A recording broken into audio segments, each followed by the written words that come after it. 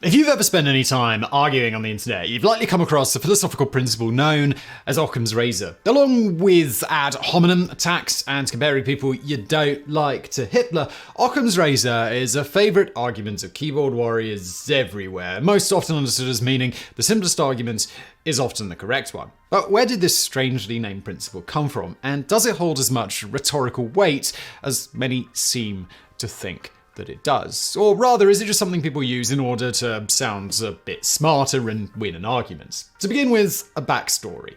Occam's razor is named after William of Occam, an English Franciscan friar and theologian who lived during the 13th and 14th centuries. Born in the town of Occam in Surrey in 1258, little is known about Occam's early life prior to his joining the Franciscan order at the age of 14.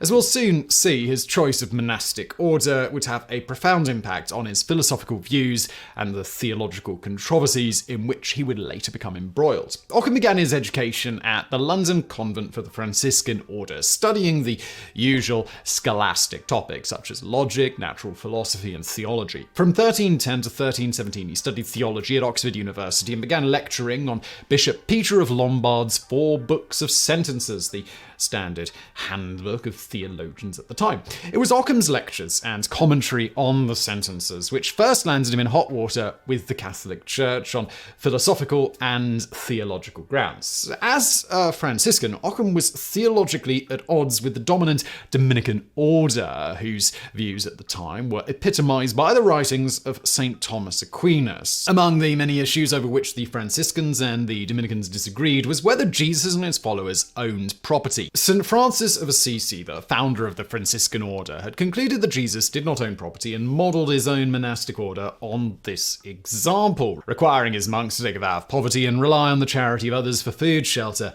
and other necessities. He even went so far as to tear down a brand new home specially built for his order. Occam passionately upheld these views, and in 1324, arrival at Oxford reported him to the Pope, John XXII, who summoned Occam to the papal court. At that time, it was based in Avignon in France, for a hearing. Occam saw the Catholic Church's vast accumulation of wealth and power as antithetical to Jesus' teachings, and even went so far as to declare the Pope a heretic and call for his abdication. For the next 4 years, Occam lived in Avignon as the hearings dragged on and the conflict between the Dominicans and the Franciscans grew ever more heated, until finally he made his escape in 1328. He travelled around Italy and Germany for a while before settling in Munich, where he lived out the rest of his life before dying in 1347. Now, much of Occam's philosophical career was devoted to metaphysics and logic, and it is from this work that we get his famous razor. The school of medieval philosophy in which Occam worked is known as scholasticism, and it was quite different from our modern conception of philosophy and logic, being heavily centered on theology and the writings of Aristotle. The focus on theology in particular can make scholasticism seem very alien to modern philosophy, and it's given the discipline something of a bad reputation. The reality, however, is rather more complicated, and the work of William of Occam serves as a good case study of how scholasticism helped lay the groundwork for modern-day empiricism and analytical philosophy. Much of Occam's scholarship dealt with the problem of universals, entities which exist in relation to other entities and which unite similar entities as general properties. For example, according to his framework, chairs owe their existence to the property of chairness, which informs what in the physical world can and cannot be a chair. Competing schools of philosophy differ on whether universals are independent of the objects they signify or a fundamental property of the objects themselves. Occam, as a nominalist, did not believe that universals actually existed. For him, a chair was just a chair, not part of a universal metaphysical property, but rather simply a mental concept used to describe a group of related objects. Although a chair shares features with other individual chairs, the similarities are in the mind of the observer, not a fundamental property of the physical world. While all this may seem like esoteric navel-gazing, Occam's rejection of the more metaphysically extraneous aspects of older Aristotelian philosophy, including the concept of universals, led to the development of a simpler, more stripped-down metaphysical worldview that would later evolve into empiricism and the scientific method. It also directly informed the principle known today as Occam's razor. Occam's razor is typically stated as entities should not be multiplied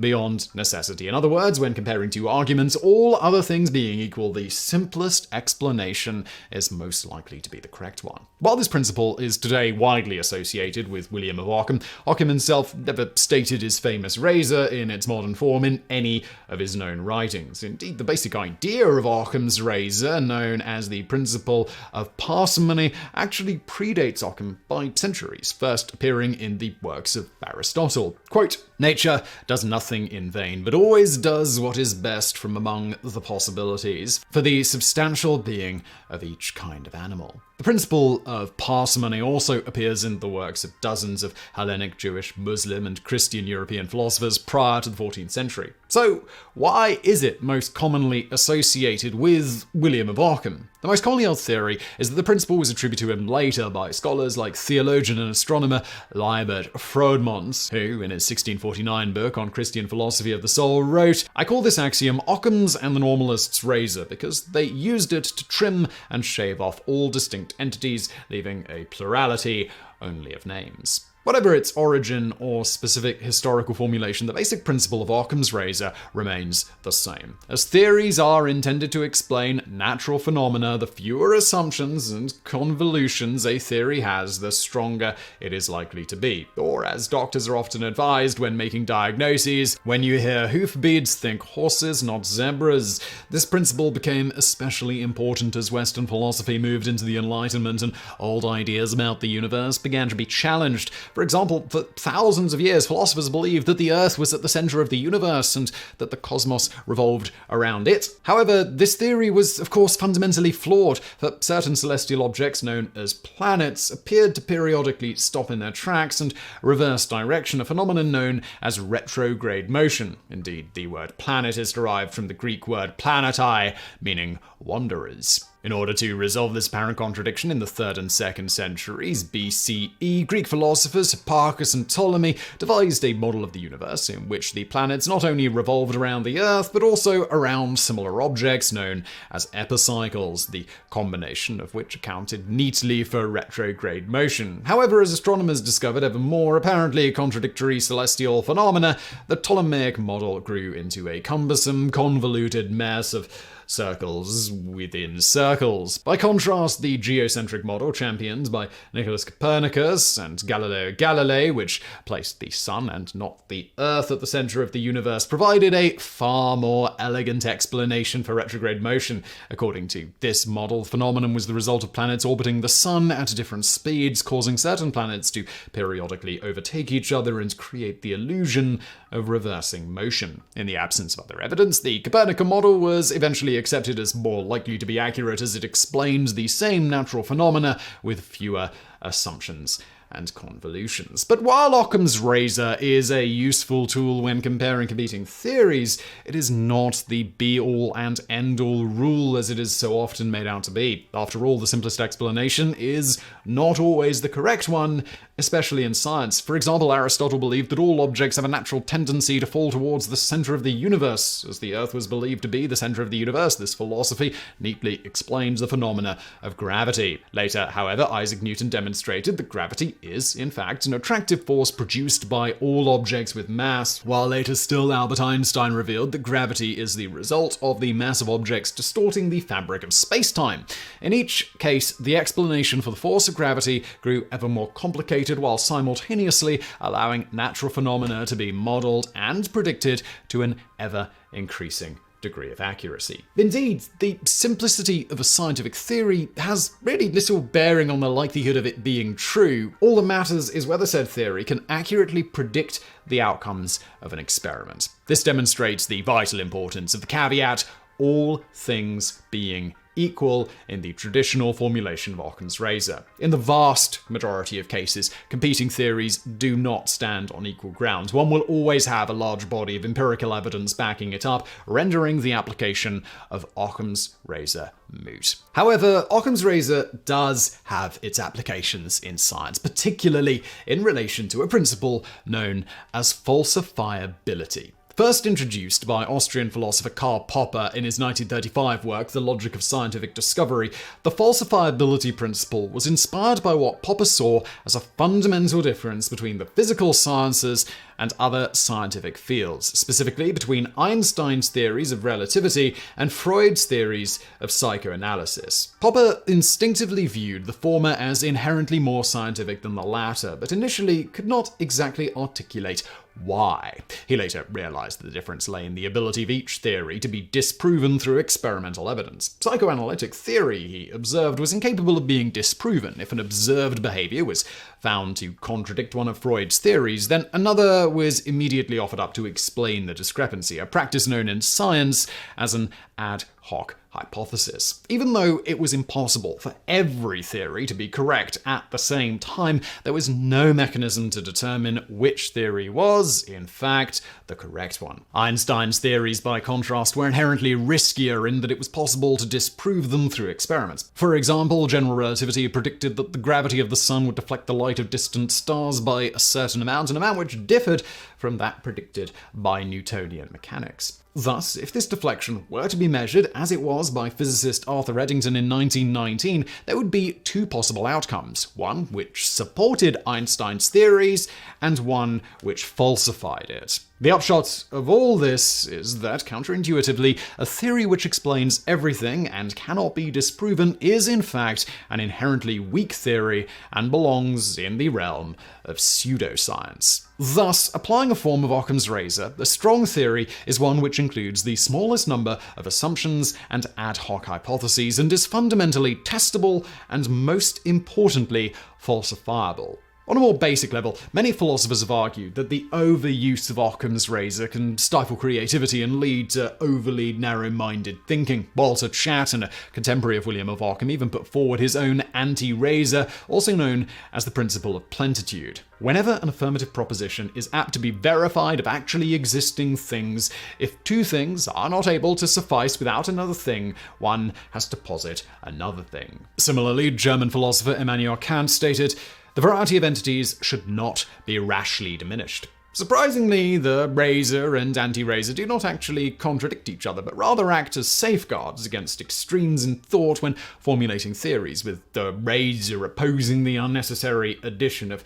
complexity and the anti-razor opposing the unnecessary elimination of complexity. In philosophy and science, as in all things, moderation, rationality, and careful thought are the key to uncovering the truth. Thus, Occam's razor is much like its physical counterpart. You can get a nice close shave, just be careful you don't cut too close.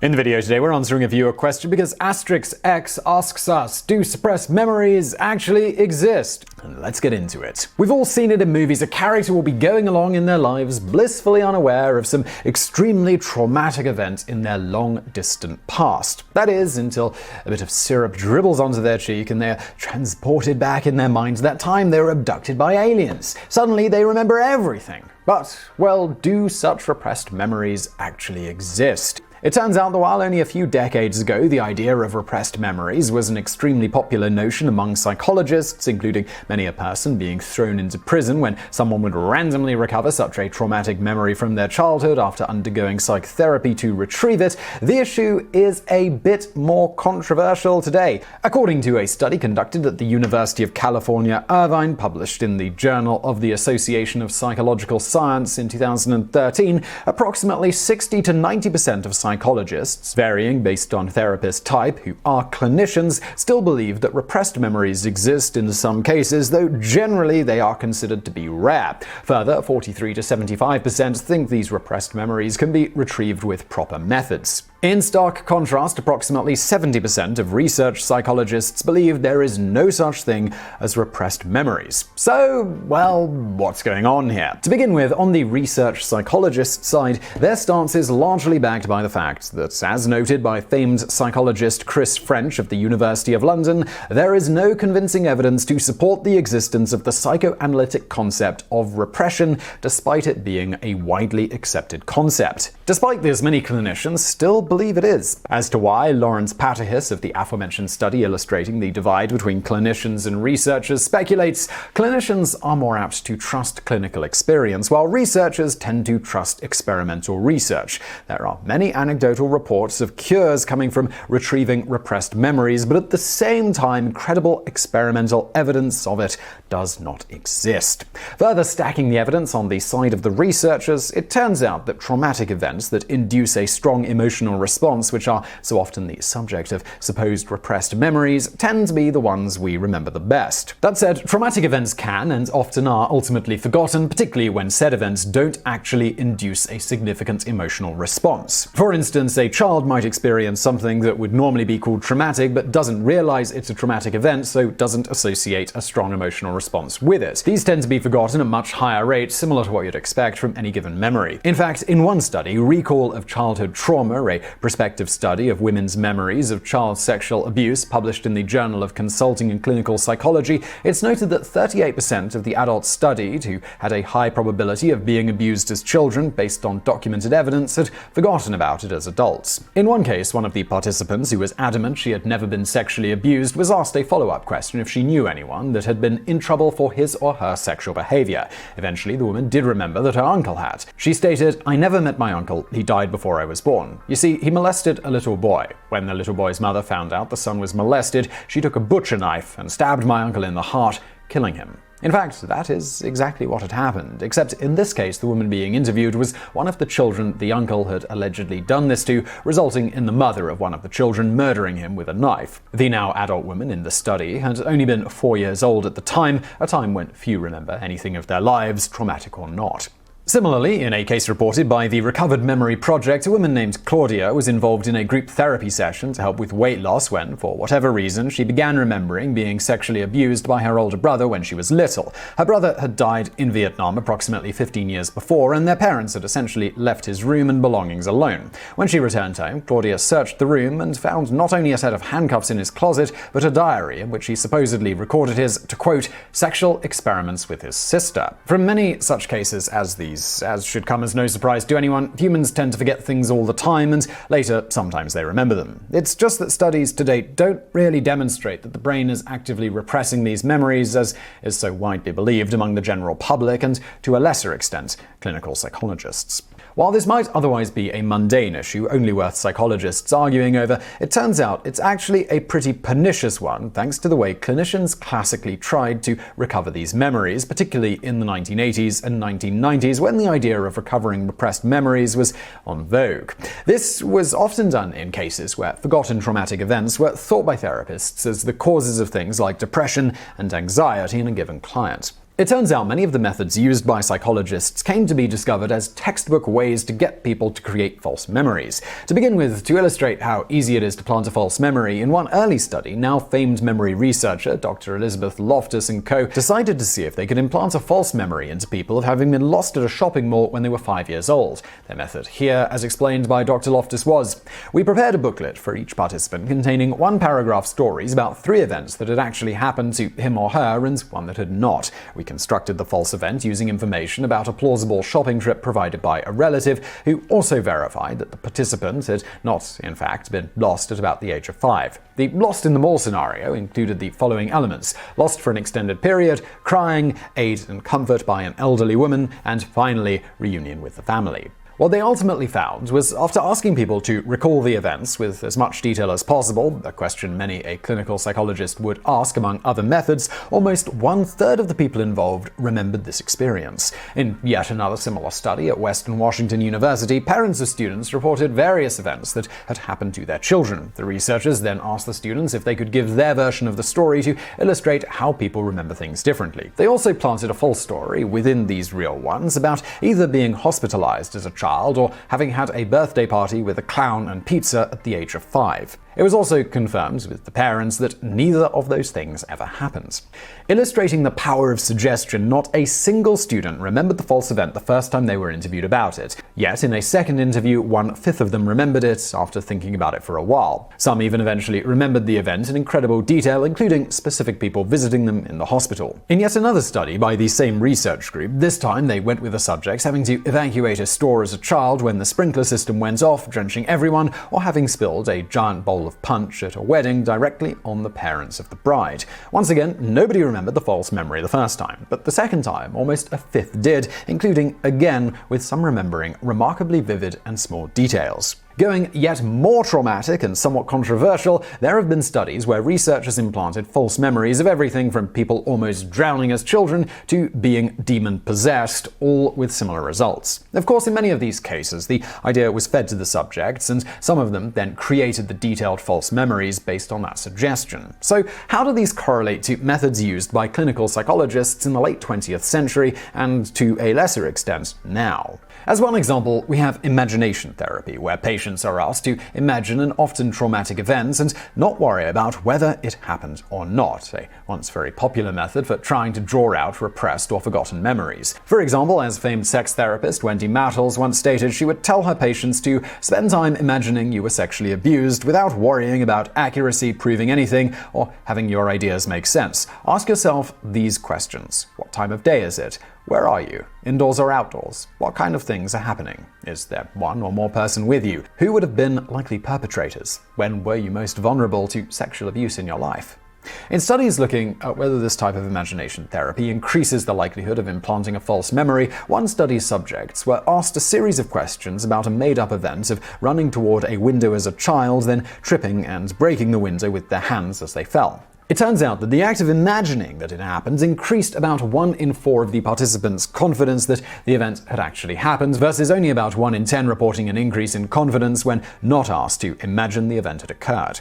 Other studies have shown that the more frequently subjects were made to imagine a made-up event, the more and more likely they are to later state that the event actually happened. In yet another study using these type of guided methods as well as hypnosis, participants were made to supposedly recover memories from directly after they were first born. Of course, the researchers at Carleton University actually simply implanted specific memories. Incredibly, 95% of people being studied using guided mnemonic restructuring came to remember some memories from directly after birth. And on the other hand, 70% who were subjected to hypnosis also recovered these so-called impossible memories. Also important to note is that about half of the groups also remembered the specific memory from shortly after being born that the researchers had completely made up. Dr. Loftus states of all of this, "Research is beginning to give us an understanding of how false memories of complete emotional and self-participatory experiences are created in adults. First, there are social demands on individuals to remember. For instance, researchers exert some pressure on participants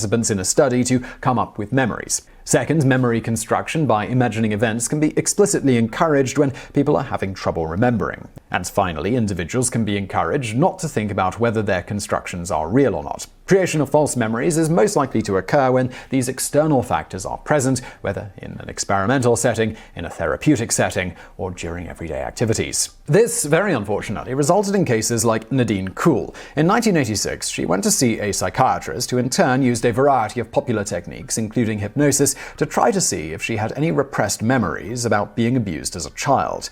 In the end, what surfaced were memories of being raped, being forced into bestiality, eating babies, watching her friend get murdered, being forced to be involved in a satanic cult, etc. At one point, the psychiatrist in question even decided she had at least 120 distinct personalities, one of which was somehow that of a duck. And then, apparently, because this wasn't bizarre enough, she had an exorcism performed on her body to get Satan out. Of course, after years of this, it ultimately became clear none of these things had actually happened to her, and they were simply false memories inadvertently implanted by her psychiatrist over time using these various methods. In another famous case, one Beth Rutherford's therapists used similar methods to try and recover repressed memories in 1992, only to have her vividly remember her mother holding her down while her father, a minister, raped her countless times over the course of 7 years, starting when she was only 7 years old. This included twice getting her pregnant and then painfully aborting the pregnancies using a coat hanger.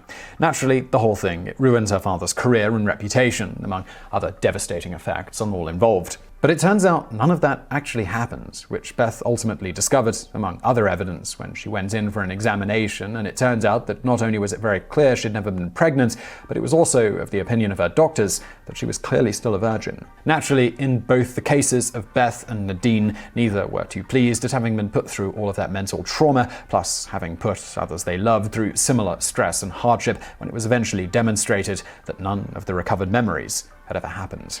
Perhaps the most famous case of all of these was of Eileen Franklin, who would later go on to author a book called Sins of the Father, documenting the saga as she saw it. In her case, when she was a child, one of her friends, 8-year-old Susan Nason, was raped and murdered. Nason's body was discovered 2 months later, but the killer was never identified. That is, until Eileen was an adult, and her own daughter allegedly turned to look at her one day and reminded her so much of her friends that suddenly she remembered witnessing her own father, George Franklin, raping and murdering Nason right in front of her. Soon enough, Franklin was arrested, tried, and convicted, despite there not being any real evidence other than this recovered memory. Finally, 6 years after being imprisoned, the ruling was overturned by a federal appeals court who, among other things, noted that the prosecutor's entire case depended on the accuracy of repressed memories which were unreliable. In this case, they were taken as absolute fact, despite the lack of corroborating evidence. The appeals court also criticized the judge involved for not allowing the defense to introduce evidence that all of the pertinent facts of the case Eileen supposedly remembered had actually appeared in news accounts of the crime which Eileen was privy to. This was particularly important as much of the confidence that Eileen's memories were real came from the fact that many of the details she recalled did indeed match up with the evidence of the case. Not long after, Franklin was released after 6 years in prison. Prosecutors were initially going to forge ahead and attempt to get Franklin thrown back behind bars, but then a few pertinent pieces of information came out that resulted in them moving to dismiss the charges. First, Eileen had alleged that she had recovered another memory of her father raping and murdering someone else, this time an 18-year-old woman whose murder at that point was also unsolved. However, when a DNA test was done on the semen recovered, it didn't match George Franklin's DNA. Further, minutes from a meeting at his work at the time of this particular murder showed that Franklin had indeed been at the fire station where he worked at that time. Thus, unless he had discovered a way to be in 2 places at once, well, he couldn't have done it. The nail in the coffin on the original case was when Eileen's sister Janice told the prosecutors that Eileen allegedly told her that she had remembered the events of the case in question while being hypnotized, contrary to what Eileen and Janice had stated during the trial. If true, this made those memories unreliable in the eyes of the court, thanks to a Supreme Court ruling on a similar case, and thus the prosecution finally decided to have the charges dismissed. Eileen, however, at this point firmly maintained she remembered these things happening and was still convinced her father was guilty of this and other alleged crimes from later recovered memories that she had of him raping her as well. But as the aforementioned psychologist Dr. Elizabeth Loftus, who was called to testify in this particular case, noted during the whole ordeal, I have little doubt that Eileen Franklin believes with every cell of her being that her father murdered Susan Nason. But I believe there is a very real possibility that the whole concoction was spun not from solid facts, but from vaporous breezes of wishes, dreams, fears, desires. Eileen's mind, operating independently of reality, went about its business of collecting ambiguities and inconsistencies and wrapping them up into a sensible package, revealing to her, in one blinding moment of insight, a coherent picture of the past that was nevertheless completely and utterly false. Eileen's story is her truth, but I believe it is a truth that never happened. Illustrating the potential scope of the problem of false memories in court cases, Dr. Loftus would later state in a TED Talk, in one project in the United States, information has been gathered on 300 innocent people, 300 defendants who were convicted of crimes they didn't do. They spent 10, 20, 30 years in prison for these crimes, and now DNA testing has proven that they are actually innocent. And when those cases have been analyzed, 3/4 of them are due to faulty eyewitness memory. Of course, moving back to recovered memories, there really are people who were abused or witnessed or endured traumatic things as children and then later completely forgot about it. So few are willing to reject the memories of everyone who has such recollections later in life, even when recovered through therapy. It's just that, as Dr. Loftus states, the one take-home message is this: just because someone tells you something with a lot of detail and emotion, it doesn't mean it actually happened. You need independent corroboration to know whether you're dealing with an authentic memory or something that is a product of some other process. She goes on, many people believe that memory works like a recording device. You just record the information, then you call it up and play it back when you want to answer questions or identify images. But decades of work in psychology has shown that this just isn't true. Our memories are constructive. they're reconstructive. Memory works a little bit more like a Wikipedia page. You can go in there and change it. But so can other people. So to sum up, while some psychologists still think repressed memories are a thing, there really isn't presently much data backing up the notion versus the simpler explanation that people have just simply forgotten things, like they forget most of what happens in their lives. Further, given that it's absurdly easy to get people to remember things, even of the extremely traumatic variety that never actually happened, trying to distinguish between real and false memories is something of an effort in futility without outside hard evidence. In the end, it turns out that human memory is incredibly fallible, but few of us want to accept that, so much of what we remember in life didn't quite happen, or in some cases, happen like we remember it. This, unfortunately, occasionally leads to people being convicted of sometimes even extreme crimes that they never actually committed.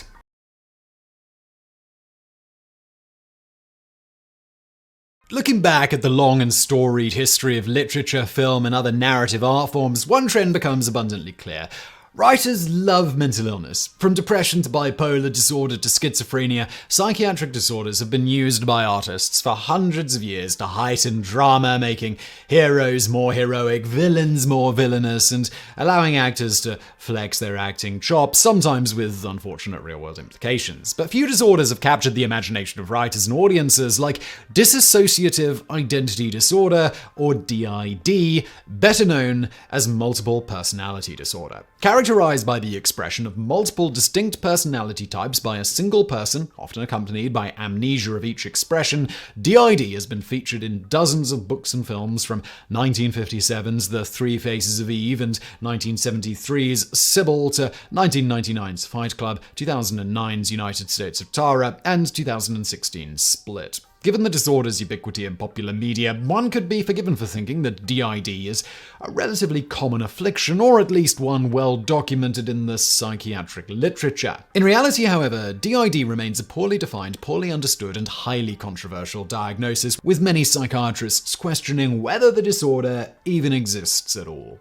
Accounts of people switching between multiple personalities have existed since the dawn of human history, with the phenomenon often being attributed to possession by spirits, demons, muses, and other mystical entities. However, the first medical descriptions of what we would now recognize as dissociative identity disorder would not appear until the late 19th century, the most famous being the curious case of Louis Vivet. Born in 1863 in Paris, Vivet had a miserable childhood, being frequently beaten and starved by his mother.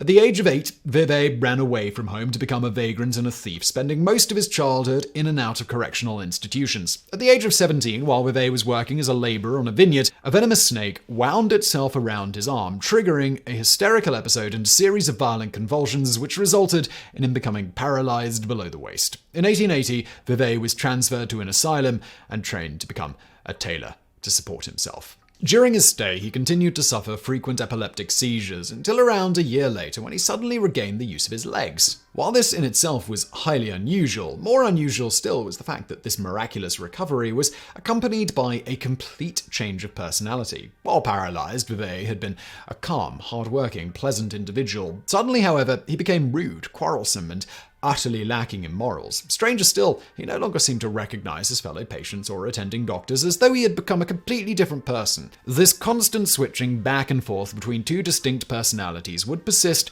for the rest of Vivet's life, which was spent in and out of asylums being evaluated by increasingly curious doctors. In 1882, Dr. Camusset at the psychiatric hospital in Bonneval diagnosed Vivet's condition as redoublement, or doubling, a term recently introduced by French surgeon Etienne Azam in reference to a patient he named Philida X.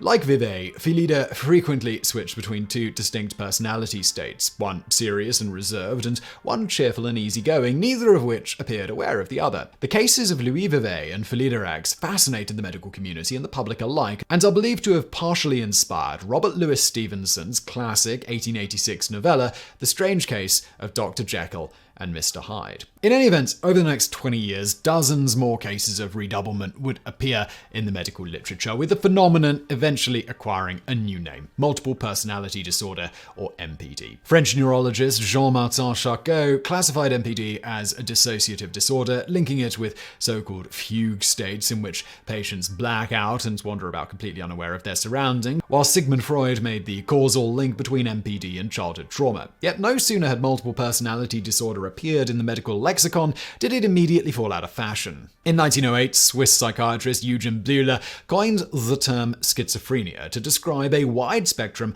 of psychotic and delusional disorders previously referred to as dementia praecox. Schizophrenia in Greek literally means split brain and was intended by Bleuler to convey the process of the mind splitting off from reality. As Bleuler believed the development of multiple personalities to be the result of such a split, he classified MPD under the wider schizophrenia umbrella. Unfortunately, this misleading terminology resulted in a popular confusion between DID and schizophrenia that persists to this day. A second major factor in the early abandonment of MPD as a diagnostic category was the revelation that many of Charcot's alleged MDP patients were in fact frauds putting on an act for attention.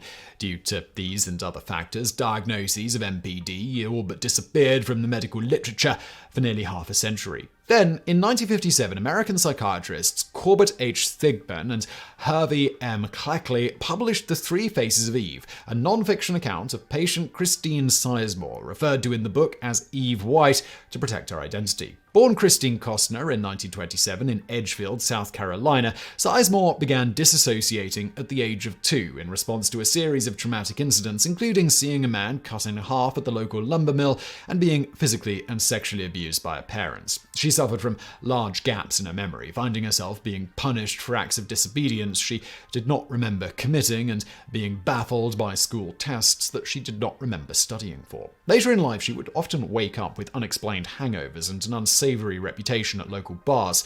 Eventually, it emerged that Sizemore's psyche had fractured into 3 distinct personalities: the shy, depressed Eve White, the extroverted, mischievous party girl Eve Black, and the pleasant and sensible Jane, the transition between the 3 often being signaled by a splitting headache. This fracture was only exacerbated by her first marriage to an abusive man, leading to an incident in which she nearly strangled her young daughter with a cord from a Venetian blind. In 1951, Sizemore began undergoing therapy with Corbett Thigpen, who noted even more bizarre aspects of a disorder, such as the fact that her different personalities possessed entirely different skill sets. For example, some of Sizemore's personalities knew how to drive, while others did not, while at one point Sizemore opened a tailoring shop in Manassas, Virginia, because one of her personalities was a skilled seamstress. The 3 personalities spoke and dressed differently, and even had different appetites, with Sizemore at one point gaining a large amount of weight as she attempted to feed 3 different people within the same body. But the amnesia so typical of MPD seemed to be strangely asymmetric. While Eve White remained unaware of the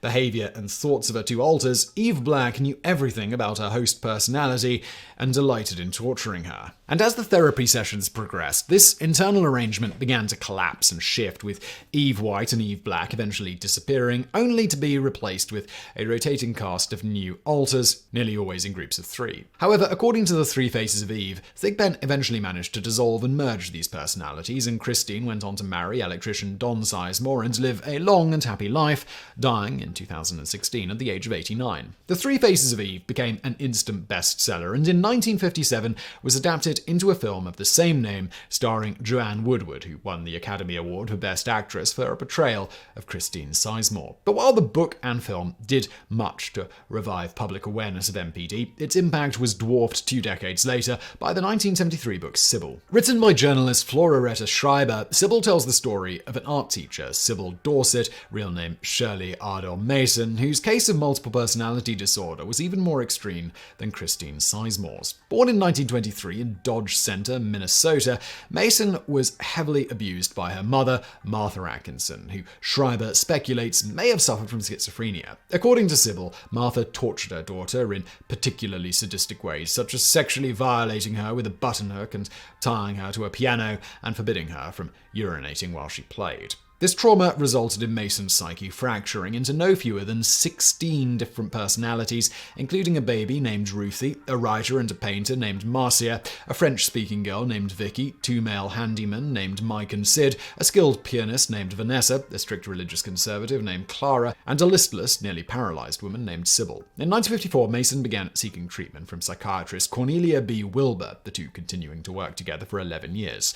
As in the case of Christine Sizemore, Wilbur eventually succeeded in bringing out a stable, confident personality named simply the Blonde and merging all the other personalities into her, effectively curing Mason and allowing her to live a happy, normal life. Like The Three Faces of Eve, Sybil became an immediate bestseller and was adapted into a 1976 movie starring Sally Field in the title role and Joanne Woodward from The Three Faces of Eve as Dr. Wilbur. In the wake of the film, which won 4 Emmy Awards, Sybil Dorset became one of the most famous psychiatric patients in history, and popular interest in multiple personality disorder exploded. While MPD had previously been one of the rarest diagnoses with only 26 recorded cases prior to 1976, between 1985 and 1995, more than 40,000 people were diagnosed with the disorder. MPD sufferers began appearing on the talk show circuit, some exhibiting as many as 4,500 distinct personalities. In certain cases, these alters extended beyond the human, with certain individuals presenting as ducks, chickens, lobsters, tigers, gorillas, unicorns, and even angels or God. Meanwhile, the psychiatric field scrambled to keep up with the explosion in MPD diagnoses. At the time, the American Psychiatric Association's Diagnostic and Statistical Manual of Mental Disorders, 2nd edition, or DSM-2, only briefly mentioned the disorder as a subtype of hysterical neurosis. But in 1980, thanks to a concerted lobbying effort by therapists, MPD was listed in the DSM-3 as its own distinct syndrome, which the DSM-4 later renamed Dissociative Identity Disorder. In 1984, the International Society for the Study of Multiple Personality and Dissociation was founded in Chicago, while in 1988 the dedicated medical journal Dissociation began publication. By 1990, the number of papers published on DID had increased by 6,000% since the 1970s. According to the American Psychiatric Association website, dissociative identity disorder is currently defined as the existence of 2 or more distinct identities or personality states. The distinct identities are accompanied by changes in behavior, memory, and thinking. The signs and symptoms may be observed by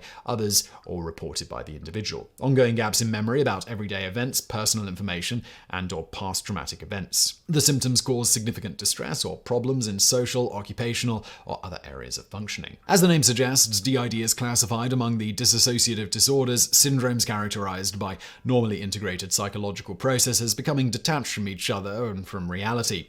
The other dissociative disorders include dissociative amnesia, in which a person suddenly experiences large gaps in their memory not explainable by normal forgetfulness or other memory disorders, dissociative fugue, in which a person loses awareness of their surroundings and unexpectedly wanders off, depersonalization disorder, in which a person feels detached from their bodies or surroundings, and dissociative identity disorder not otherwise specified, or DIDNOS, a catch-all term for dissociative disorders which do not fall into any other category. All dissociative disorders are typically associated with some kind of traumatic trigger, such as childhood, physical, or sexual abuse in the case of DID. Thus, DID is widely considered to be a kind of defense mechanism, allowing the sufferer to compartmentalize traumatic memories within one or more personalities who are unaware of each other. As Cornelia Wilbur explains in Sybil, if you are too scared to face something, then it makes perfectly good sense to black out. Then you'll never have to know what you're scared of. But not everything might be as it seems. Despite DID's official recognition by the American Psychiatric Association, the disorder and its diagnosis have been long mired in controversy. Early on in the DID boom of the 80s and 90s, many psychiatrists noticed that the vast majority of purported sufferers presented almost identically to the most well-publicized DID case, that presented in Sybil, with almost none presenting with the milder symptoms of Christine Sizemore or Louis Vivet. Indeed, the average MPD sufferer was found to be very similar demographically to Shirley Mason: white, female, and around 30 years of age. This has led many to speculate that the extraordinary rise in DID diagnoses following the 1970s was a case of social contagion, with patients modeling their behavior, intentionally or not, after popular depictions of the disorder in works like The Three Faces of Eve, Sybil, and talk shows like The Oprah Winfrey Show and Jerry Springer. This is similar to how nearly all accounts of UFOs and alien abductions began following a broadly similar pattern after the release of popular alien-themed works like Close Encounters of the Third Kind and Communion in the 70s and 80s. This explanation is especially plausible given the typically extreme manifestation of the disorder in the most high-profile DID patients. If such dramatic presentations of DID were anything near as common as the talk shows claimed, the disorder would be easier to diagnose, and far more than 26 cases would have been described prior to the 1970s. But while the media has played a major role in exaggerating the prevalence of DID, the psychiatric field is equally guilty of muddying the waters. In the 1960s, psychiatrist Herbert Spiegel was asked by Cornelia Wilbur to help refine her diagnosis of Shirley Mason, aka Sybil. In the course of his evaluation, Spiegel discovered to his shock that many of Mason's alternate personalities had only emerged as a result of Wilbur's suggestions during therapy. Indeed, Spiegel found Mason to be highly suggestible, while Wilbur's methods incorporated many techniques commonly used in hypnosis.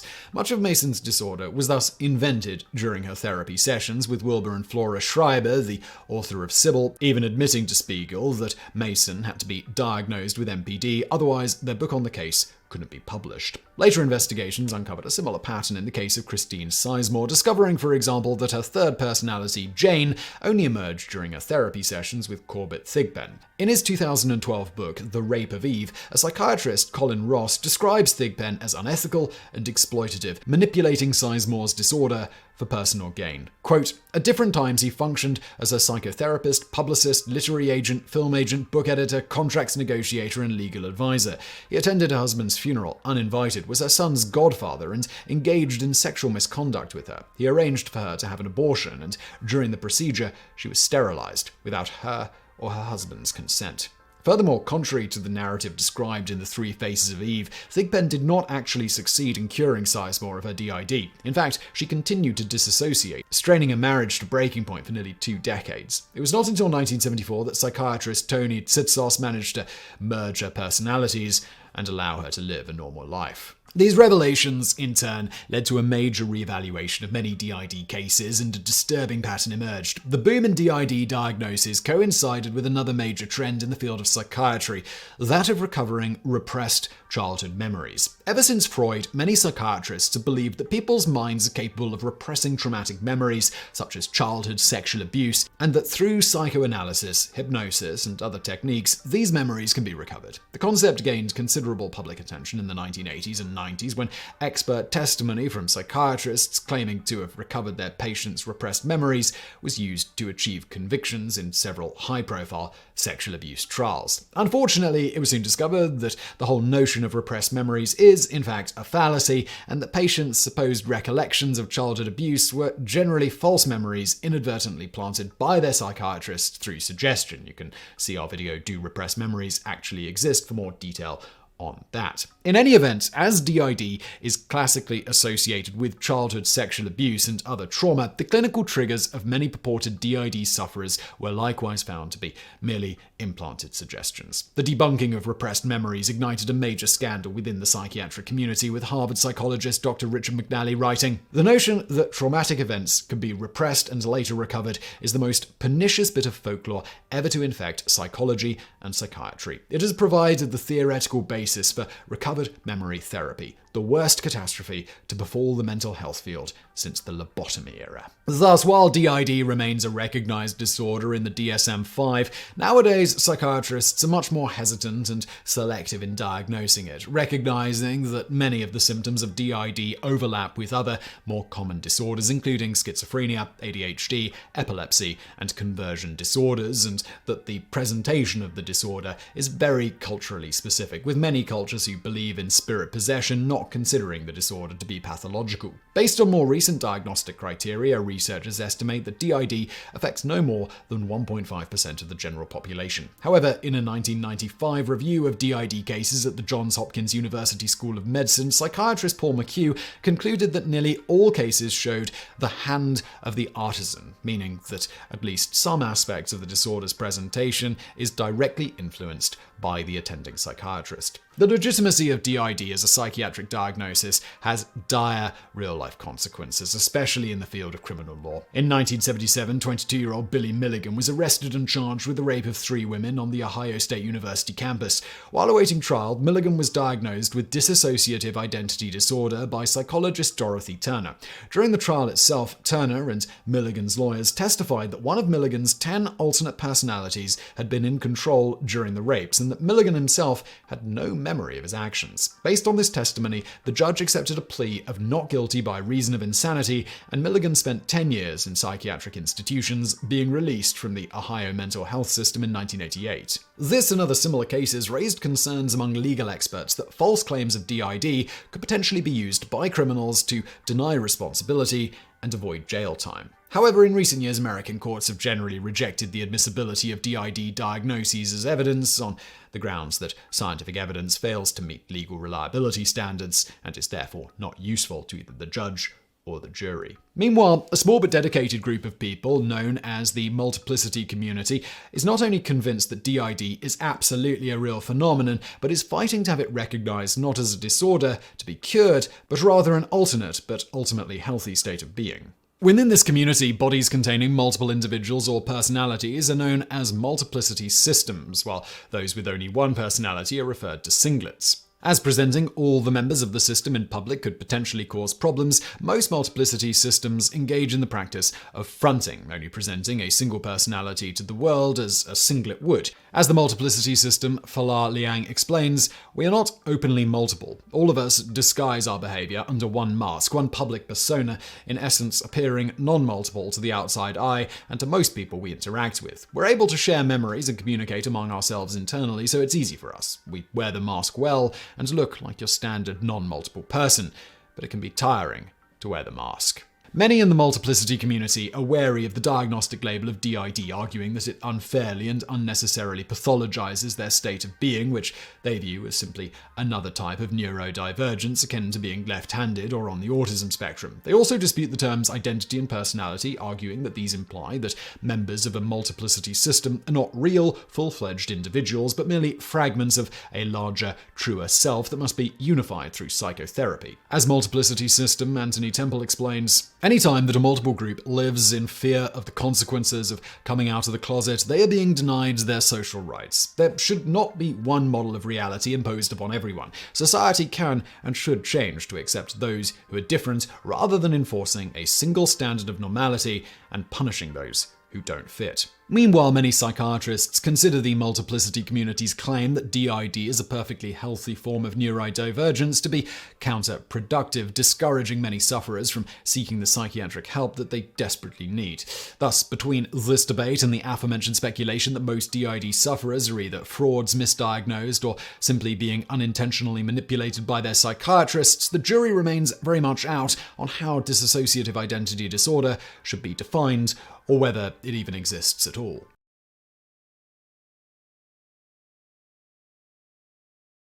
Confucius say jokes are perhaps how many people in the Western world know of Confucius. Older individuals might also associate him with fortune cookies. At best, many people think of Confucius as sort of aphoristic sort of philosopher, offering wise quotes, not unlike the book of Proverbs in the Bible, but not a fully systematic thinker like the likes of Plato and Aristotle. However, for the Chinese, he is both and much more. What Confucius said, or the general ideas, were the basis for one of the longest continuously practiced philosophies or religions the world has ever seen. Even if it isn't being practiced the way it used to be, Chinese, Japanese, and Korean culture still lean very heavily on Confucianism to this day. Even Western culture has been touched by Confucius, with some aspects of Enlightenment thought being derived from Western philosophers reading Confucius and being influenced by this seemingly secular and humanistic system. But this all brings us around to the question, did Confucius actually say the things he said? First, let's get the bad jokes out of the way. Along with Chinese immigrants to the United States, Confucianism went abroad with them. Many of of these early immigrants held on to Confucianism and would try to express Confucian ideas or quote Confucius in English, generally with the accents and the things said being mocked. This all led to English speakers going with the Confucius say quips, often followed with things that most definitely were not quotes from Confucius, but reframed to mock the immigrants. Expanding on this, down the line in the 1930s, columnist Walter Winchell popularized the joke in his columns. The format was then further widely popularized by radio host Jack Benny. By the 1940s, many newspapers around America had their own Confucius say columns. The former made a comeback in the internet age as image macros called Wise Confucius. The version recycled many of the same jokes, but with a photoshopped picture of Confucius from Chinese art as the backdrop. Before this modern format, Americans were also exposed to Confucius through fortune cookies. Korean-American writer and businessman Yong-Sik Lee is generally credited with kicking off the practice of quoting Confucius in the fortune cookie business after 1981, saying of his motivations, "Making a joke of him is not right. I don't think it's nice to say Confucius say. I took them all out." And that set a trend. That said, while Confucius never said it takes many nails to build a crib, but only one screw to fill it, he did say a lot that ultimately influenced world history to an extreme degree. So, what did Confucius actually say? To begin with, a little background. The era Confucius lived in was a wild one, to put it mildly. Born in 551 BCE in the Eastern Zhao dynasty, Confucius lived in an era called the Warring States, which ultimately influenced to an extreme degree his teachings as a method to try and stabilize society as a whole using classic ideology as a vehicle for this. This brings us to how leadership ruled here. Medieval Europe had rule by divine right, the Muslim world had caliphs, and the Zhao had the mandate of heaven. Heaven here is sometimes described as nature, fate, small g god, or capital G god, depending on the era and background. The Zhou justified this concept by pointing to the legendary sage kings that founded Chinese civilization. These sage kings received their authority to rule from heaven. Whatever heaven was for the Zhou, it had a mandate for who should rule, expressed through the will of the people. Think a spiritual democracy without casting votes. This worked great when the Zhou conquered their predecessors in the 11th century BCE, but when their authority broke down in 771, heaven didn't find anyone fit to rule for almost half a millennia. The Zhou lost their capital to non-Chinese invaders and moved east to modern-day Luoyang. At the same time, local lords lost confidence in the dynasty and quickly carved up their own domains. Thus, as you might have deduced from the former referenced name of the era, this was an era of constant warfare, with hundreds of states battling it out initially, and then as power was consolidated, down to tens of states, but still all in a perpetual state of war. During this time, no regional king reigned powerful enough to become emperor. This is where the mandate of heaven comes in. It was the criteria for rulership. As long as one did not become emperor, their position of power was always threatened. Regions had high turnover of kings as noble families deposed noble families, and no one could gain that precious mandate. But you know who was a fan of the mandate of heaven? Confucius. Confucius came from the state of Lu, one of the states that had a hard time expanding due to its central location in the Zhou heartlands. Important here was that Lu was also still well influenced by Zhou culture and religion, as was Confucius himself. Thus, Confucius didn't see himself as the founder of his own school, religion, or movement, but simply as a vessel for the continuation of the way of the sage kings before him. These are the same sage kings that got their right to rule from heaven. On this note, our name for the movement, Confucianism, isn't what Confucius or Confucians call it. In Chinese, Confucius and Confucians are Ru, and their movement is called Ru Jia. The word Ru means soft because following the ways of the sages and sage kings, one has to be soft with the people. Again, think spiritual democracy. The mandate of heaven is expressed through the will of the people, so you should be soft with them. Earlier in the Zhou, Confucius belonged to a class called the Shi. At first, these were a warrior aristocracy. Think the samurai of Japan. Over the centuries, this class became scholars that initially specialized in rituals and history, ultimately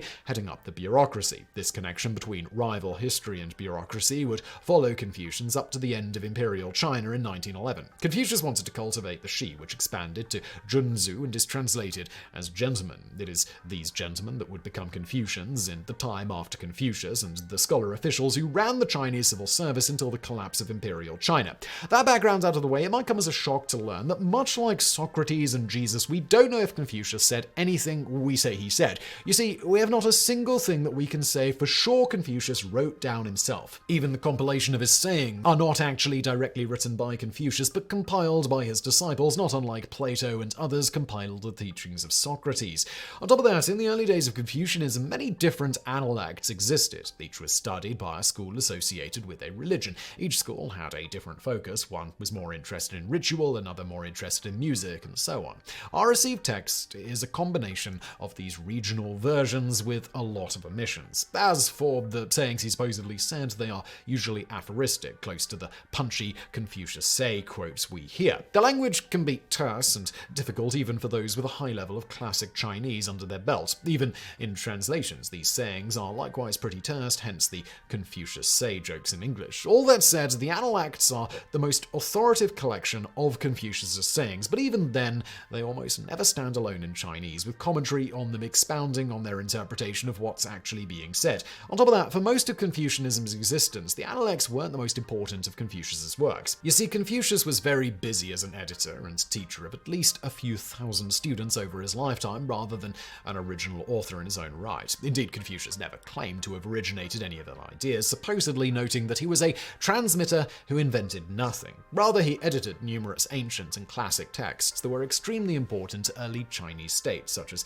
classic poetry, China's earliest and most important collection of poems. Going back to the mandate of heaven as spiritual democracy, the classic of poetry was seen as a look into the minds of the people. He also edited an ancient collection of documents said to be written by the ancient sage kings, books on rituals, and even a book on music said to be lost. On top of this, he is credited with editing I Ching, China's well-known divination manual. This list goes on and on and on, with the number far more than the works he supposedly authored himself. These edited works were extremely important to China's history and culture, with the influence similar in reach to that of the Bible, with Confucius simply being a vessel for exposing these works and ideas and their importance and interpretation to his students. Thus, in his editing of them, Confucius taught these texts to his students more so than anything, with the way he edited the works meant to get across the message he wanted his students to learn from them. This is also why Confucianism is considered to be inherent to Chinese culture, as many of its most important works are core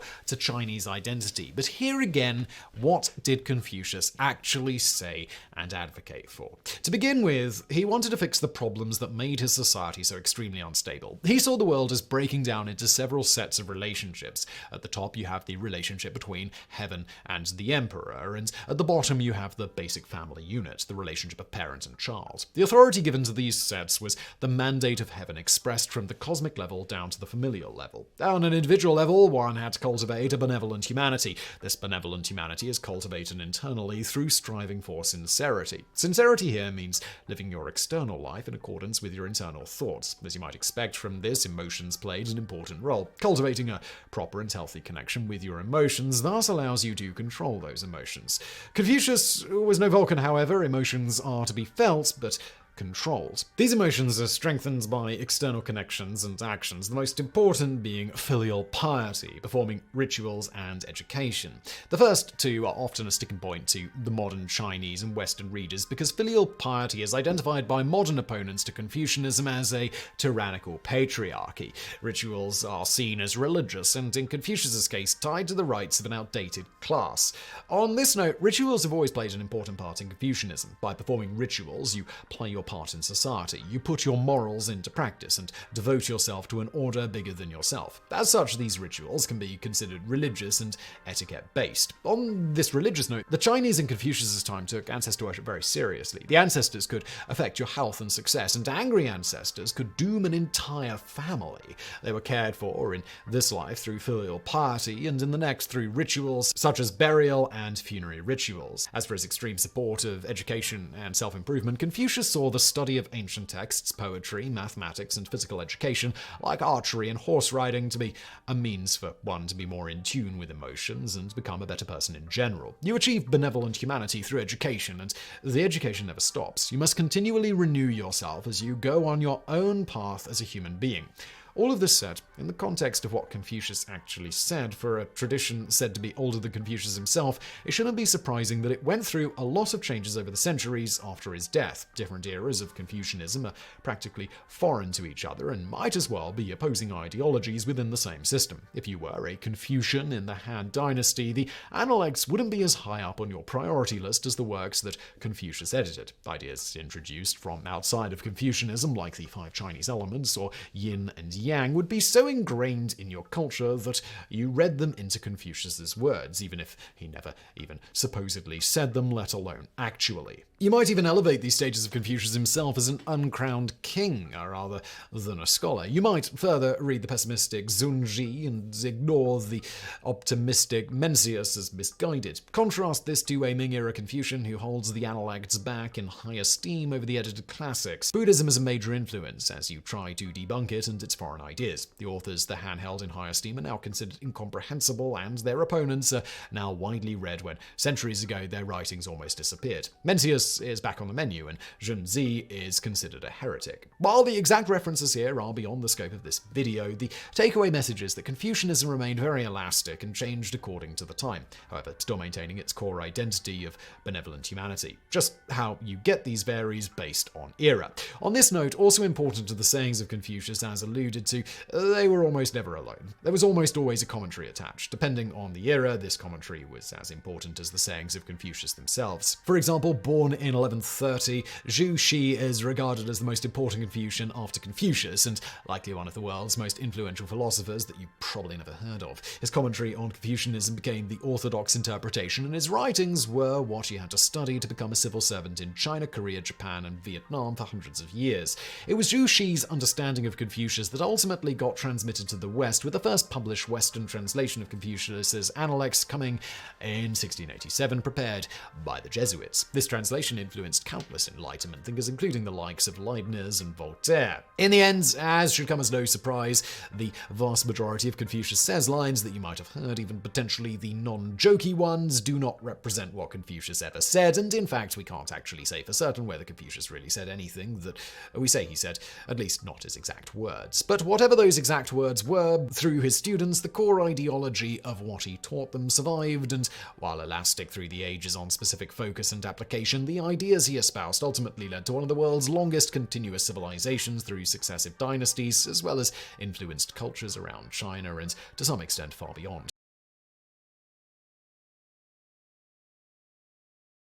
In late 1961, doctors Philip Vogel and Joseph Bergen, neurosurgeons at the California College of Medicine in Los Angeles, were preparing to carry out a radical new procedure. The patients under their care suffered from severe epilepsy, which, despite their doctors' best efforts, had resisted all attempts at conventional treatment. One such patient, a 48-year-old former paratrooper identified in medical records as WJ, had suffered a head injury during a combat jump in World War II and soon began experiencing frequent blackouts and convulsions, with one particularly severe episode in 1953 lasting 3 full days. Vogel and Bogan suspected that these seizures were amplified by rogue neural signals spreading from one side of the brain to the other, and hoped that the severity might be reduced by interrupting communication between the two.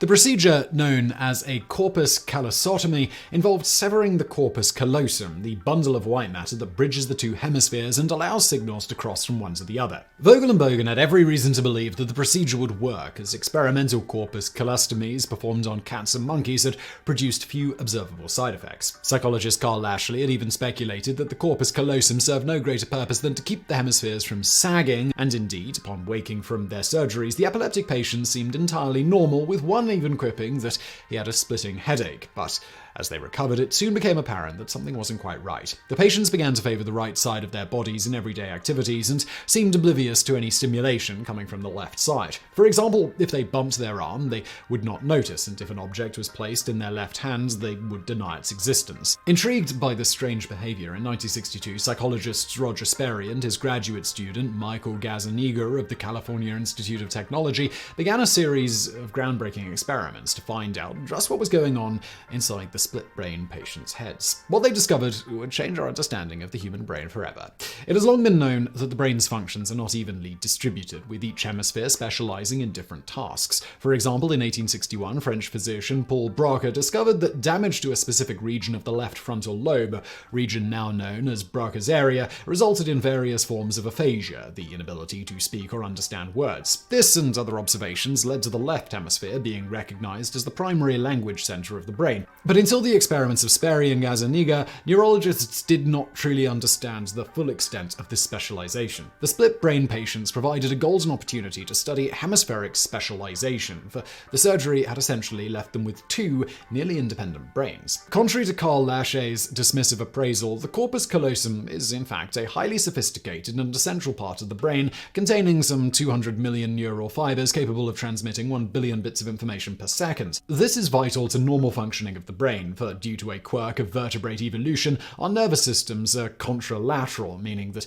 each hemisphere receives information largely from the opposite side of the body. For example, the optic nerves, which convey visual information from our eyes to our occipital lobes, cross over at a junction called the optic chiasm, meaning that information from the right eye is transmitted to the left hemisphere and vice versa. Ordinarily, this counterintuitive arrangement works just fine, as the information is immediately transmitted to the correct hemisphere via the corpus callosum. But in split-brain patients, this channel of communication no longer exists, meaning that information transmitted to a particular hemisphere stays in that hemisphere. This is where things start to get weird. Sperry and Gazzaniga probed the patient's hemispheres individually by stimulating the opposite side of the body. For example, by presenting an image to the right eye to stimulate the left hemisphere. In one early experiment, they flashed a series of lights across the patient's field of view. When asked to report when they had seen a light, the patients only reported seeing lights flashing on the right. But when asked to point whenever they saw a light, they successfully reported seeing lights on both sides. Next, Sperry and Gazzaniga projected the word heart, such that the letters HE appeared in the patient's left-hand field of vision and ART in their right-hand field of vision. When asked to report what they saw, the patients verbally responded ART, but when asked to point to the word they saw using their left hand, they pointed to HE.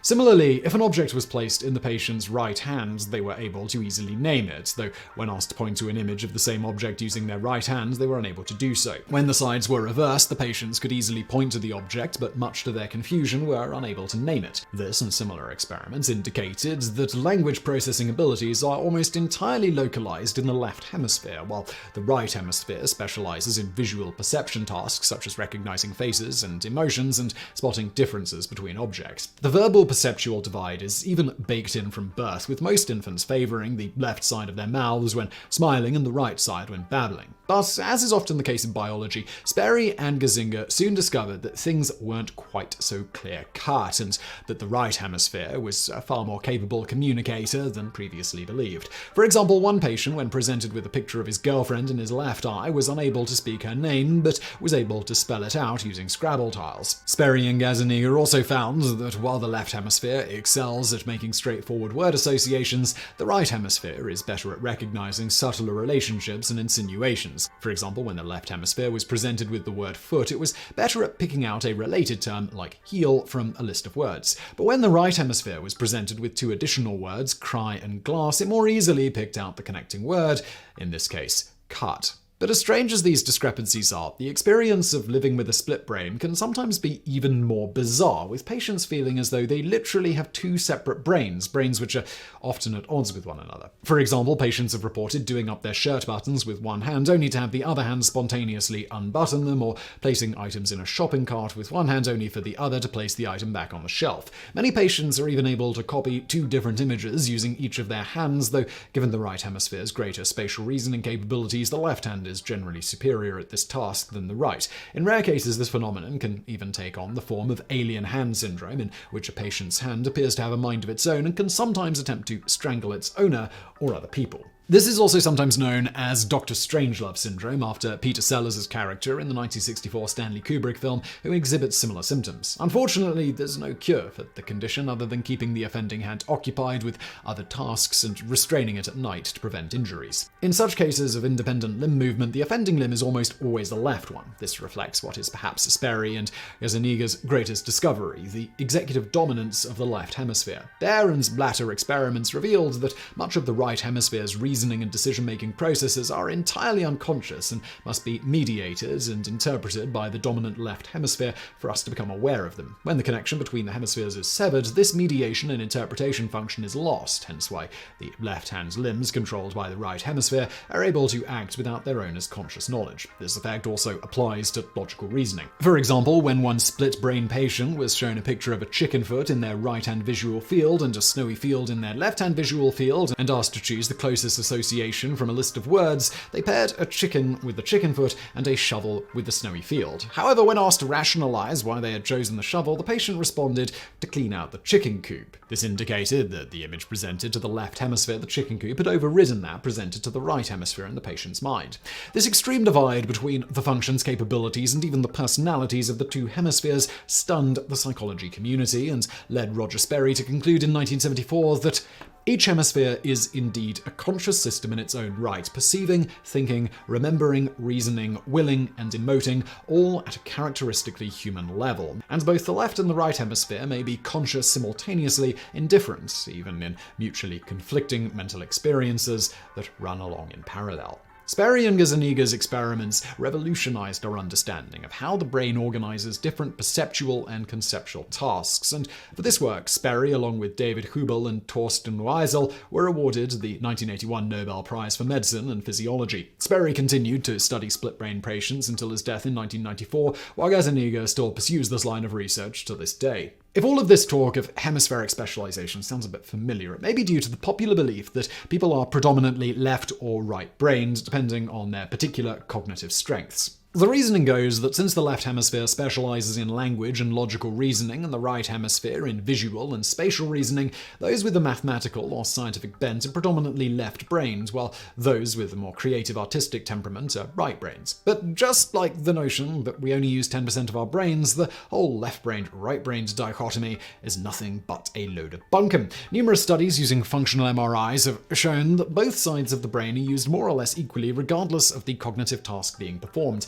And this makes sense, as supposedly left-brain fields like mathematics and science are also profoundly creative activities, while supposedly right-brain activities like art often require a great deal of analytical precision. So sorry, but all of those online quizzes promising to reveal your cognitive style are about as scientific as a horoscope. As for the split-brain patients themselves, the vast majority reported a significant reduction in the frequency and severity of their seizures.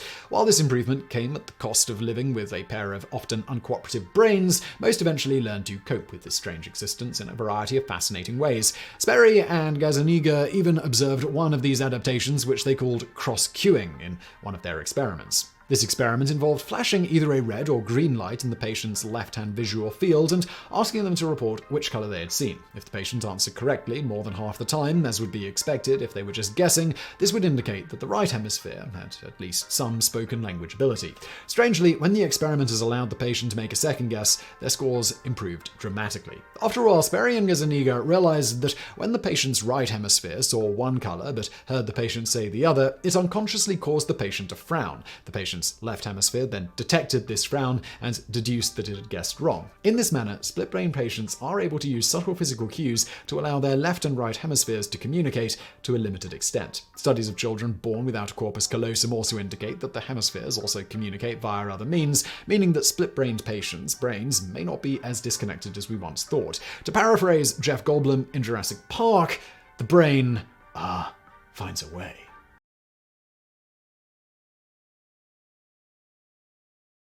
One day in April 1929, a Moscow newspaper editor was handing out assignments when he noticed that one of his reporters wasn't taking any notes. The editor pulled the reporter aside to question him, only for the man, one Solomon Cherishevsky, to reveal that he never took notes because he had a perfect memory. Then, before the editor could argue, Cherishevsky proceeded to recite the entire meeting down to the last detail. Astonished and sensing a good story, the editor suggested that Cherishevsky have his memory scientifically measured. Several days later, Cherishevsky duly presented himself at the Academy of Communist Education, where he was introduced to up-and-coming neurologist Alexander Luria. Over the next 15 years, Luria would subject Cherishevsky, identified in his writings only as S, to a series of increasingly elaborate memory tasks, all of which his subject defeated with almost supernatural ease. Whatever Luria threw at him, long strings or matrices of numbers, lengthy speeches, and even poems in foreign languages he neither read nor spoke, Cherishevsky was able to memorize with perfect accuracy in mere minutes. Even more astonishingly, he seemed able to retain this information in perpetuity. Years later, he could still recite the strings of numbers Luria had given him, forwards and backwards. In The Mind of a Mnemonist, his classic 1968 case study on Cherishevsky, Luria wrote, I simply had to admit that the capacity of his memory had no distinct limits. The case of Solomon Shereshevsky is one of the most famous and off-cited examples of what is commonly known as photographic or eidetic memory, the ability to retain information as clearly and accurately as taking a photograph. Throughout history, many people have claimed to have this extraordinary gift, typically in the form of being able to instantly memorize large volumes of texts, from scientists Nikola Tesla and John von Neumann to writer Truman Capote to Philippine dictator Ferdinand Marcos and even Mr. T. But while the idea of photographic memory is widespread in popular culture, the scientific reality of the phenomenon is rather different from how it's commonly depicted. In fact, as far as most psychologists and neurologists are concerned, it might not even exist at all. It's important to note here that while the terms photographic and eidetic memory are often used interchangeably, they are in fact two distinct phenomena. According to Scott Lilienfeld, professor of psychology at Emory University, eidetic memory, from the Greek eidos, or visible form, refers to a person's ability to hold a visual image in their mind with such clarity that they can describe it perfectly or almost perfectly, just as we can describe the details of a painting immediately in front of us with near perfect accuracy.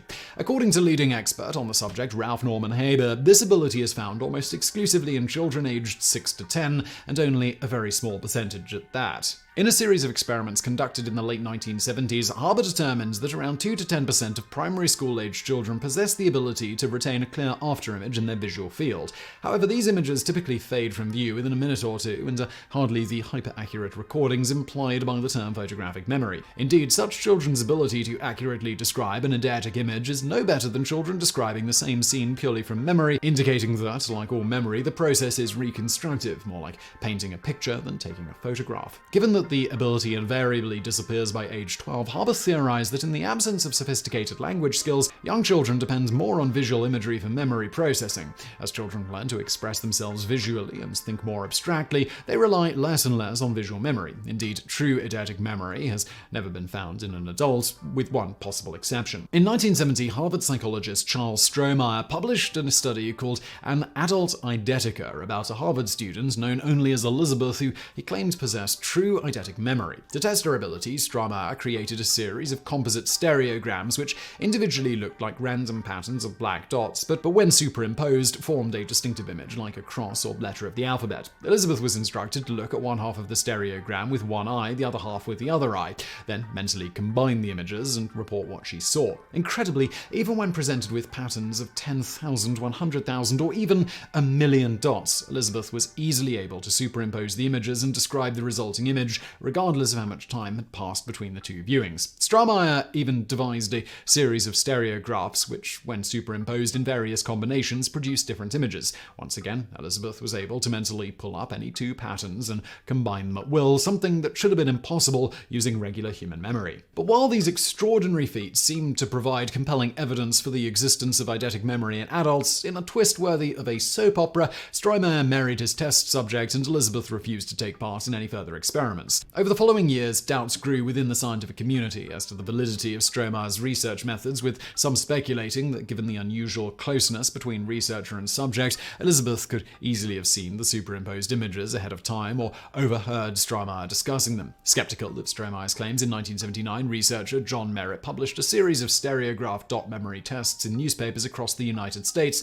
hoping someone with the same abilities would come forward. Of the estimated 1 million people who took the test and wrote into Merritt, only 30 answered the question correctly, but when Merritt visited 15 of these respondents at their homes, no one could repeat Elizabeth's feats. Since then, no one has been able to demonstrate true eidetic memory under laboratory conditions, leading to the majority of the psychology community to conclude that, in adults at least, this ability simply does not exist. But when most people think of photographic memory, they tend to picture abilities like Solomon Sherevsky's, the ability to instantly memorize large volumes of text or entire conversations with perfect accuracy. But here again, the reality is considerably different from what most people imagine, with those blessed, or in many cases cursed, with prodigious memory falling into one of three main groups. The first are the so-called exceptional savants, arguably the most famous of which was the late Kim Peek. The inspiration for Dustin Hoffman's character, Raymond Babbitt, in the 1998 film Rain Man. By the time time Peake died in 2009 at the age of 58, he had memorized the content of over 12,000 books, reading at a speed of one page every 8 to 12 seconds. Other famous memory savants included artist Stephen Wiltshire, who can sketch hyper-accurate cityscapes after a brief helicopter flight, and musician Derek Paravicini, who can play any piece of music after only hearing it once. But for these individuals, great memory comes at a great cost, as all savants suffer from some form of autism or other intellectual or social disability. Their prodigious abilities are thus limited to a single hyper-specific area, with their other skills being diminished. Kim Peake, for instance, suffered from poor motor and cognitive skills and required assistance from his father for most everyday tasks, while Stephen Wiltshire easily gets lost in the cities he so accurately captures. In most cases, extraordinary semantic memory, that is, the ability to retain facts and figures, appears to come at the cost of episodic memory, our ability to remember the everyday occurrences in our lives in a narrative fashion. For example, one autistic savant, known only as JS, has effectively no episodic memory and cannot recall the general outline of any particular day. He is thus forced to rely on rote memorizations of facts, often memorizing entire conversations in order to extract their most basic meaning. This suggests that far from being a flaw that limits our potential, our ability to forget irrelevant details and generalize information is essential to our being able to effectively navigate the world around us. Furthermore, the amazing memories of savants are far from photographic. Even Stephen Wilshire's sketches are not 100% accurate. Despite his talents, his memory is still reconstructive, like everyone else's. The second group of people commonly believed to have photographic memories are those suffering from a rare disorder known as hyperthymesia. People with this condition possess exceptional autobiographical memory and can remember seemingly irrelevant details from nearly every day of their lives, such as the weather, what was in the news or on TV, or what they ate for breakfast. For example, when Jill Price, the first person discovered with the condition, was asked what happened on August 16, 1977, she immediately recalled not only the death of Elvis Presley, but that a California tax initiative had passed and that a plane crashed in Chicago. She even remembered the date her interviewer, researcher James McGaw, had left on a trip to Germany, a date McGaw had himself forgotten. Fewer than 30 people worldwide have been diagnosed with hyperthymesia, but as in other purported cases of photographic memory, the reality of the condition is not what it might first appear. For one thing, hyperthymesics aren't actually any better at remembering the details of a particular day than anyone else, but what they do remember, they don't forget. Thus, for a hyperthymesic, every day of their lives feels like it was only yesterday. While this might seem like a very useful ability, for most people with the condition, the inability to forget is in fact a great burden. Negative memories and emotions that typically fade over time remain perpetually fresh and raw in a hyperthymesic's mind, making it difficult for them to maintain intimate relationships or heal from trauma. For example, when Jill Price's husband died after only 2 years of marriage, the ceaseless persistence of this traumatic memory sent her into a deep depression lasting years. For others, the unceasing persistence of old memories can prove overwhelming, causing them to effectively live in the past. Once again, great memory comes only at great personal cost. The third and final group of people with supposedly photographic memories are the mnemonists. These are what people think of when they picture photographic memory. People of ordinary or above average intelligence and social ability able to instantly memorize and effortlessly retrieve large volumes of general information. But contrary to popular belief, mnemonists by and large do not possess any extraordinary natural abilities, but rather have learned to use a variety of mnemonic techniques to help them memorize information. Among the most common techniques are encoding, the method of loci, and the mind palace, all of which involve linking semantic memory to episodic memory, which is easier for most humans to retrieve. In encoding, you link a piece of information to another which you've already memorized, for example by associating the number sequence 1945 with the year World War II ended, while in the method of loci and mind palace, you pin specific words, numbers, or other pieces of information to locations or objects in a real or imaginary space, then mentally walk through that space. Using little more than simple techniques like these, for centuries stage mnemonists have wowed audiences with apparently superhuman feats of memory. For some, acquiring such skills takes years of dedicated practice, while for others the ability comes naturally, but in all cases the basic mental processes involved are the same. Indeed, all purported cases of photographic memory which do not involve savant syndrome or hyperthymesia have, in the end, turned out to be merely the result of mnemonic memory techniques combined with plain hard work. For example, a group of Jewish Talmudic scholars known as the Shas Parlaks are renowned for having supposedly memorized all 5,422 pages of the Babylonian Talmud. Their memory is reportedly so great that if a pin is thrust through the entire text, they can recall all the words the pin passes through, but even this extraordinary ability is less the result of natural ability than sheer bloody-minded determination. The Shas Parlak's memory for any other subject is no better than anyone else's. The same goes for other memory champions, such as Lu Chao, the current record holder for memorizing the most digits of pi. In 2009, researchers tested Chao and several other subjects of the same age and education to determine their digit span, how well they could remember a string of digits presented at a rate of 1 digit per second. Despite having memorized 67,000 digits of pi, Chao's digit span was only 8.83, while the average for the rest of the group was 9.27. Once again, Chao's impressive accomplishments stem not from any natural ability, but rather dedication and hard work. Studies of other extraordinary people, such as chess champions who can supposedly memorize millions of games and scenarios, have all yielded similar results. But what of the extraordinary Solomon Cherysheevsky, the poster child for photographic memory? Well, sorry to disappoint, but for all his legendary abilities, Cherysheevsky was, in the end, a naturally and extraordinarily talented mnemonist, but a mnemonist nonetheless. According to Alexander Luria, Cherysheevsky had learned to intuitively and instinctively make use of common mnemonic devices like the method of loci or the mind palace, often using familiar locations like Gorky Street in Moscow to anchor his memories. But the real key to his abilities lay in a rare version of a condition known as synesthesia, in which stimuli of one of the senses produces a sensation in one or more of the others. For example, when Cherysheevsky saw a particular color, letter, or number, he would perceive it also as a musical note, taste, smell, sensation of touch, or sometimes all four at once. Such strong associations allowed him to more easily link semantic and episodic memories in his mind, as in this example recorded by Luria of Cherysheevsky memorizing a string of numbers. Take the number 1. This is a proud, well-built man. Number 2 is a high-spirited woman. 3 is a gloomy person. 6 is a man with a swollen foot. 7 a man with a mustache. 8 a very stout woman. A sack within a sack. As for the number 87, what I see is a fat woman and a man twirling his mustache. Many of these associations could be extraordinarily specific and detailed. For example, when Cherysheevsky heard the word restaurant, he would picture an entrance, customers, a Romanian orchestra tuning up to play for them, and so on. Similarly, the word for cockroach in Yiddish evoked a dent in a metal chamber pot, a crust of black bread, and the light cast by a lamp that fails to push back all the darkness in a room. But as you might have suspected by now, this extraordinary ability was not without its downsides, and for Cherysheevsky, his gift more often than not proved to be a terrible burden. For example, Cherysheevsky was forced to avoid certain activities like reading the newspaper over breakfast because the flavors evoked by the printed words clashed with the taste of the meal. Other sensations could be even more disturbing, as in the following incident. One time I went to buy some ice cream. I walked over to the vendor and asked her what kind of ice cream she had.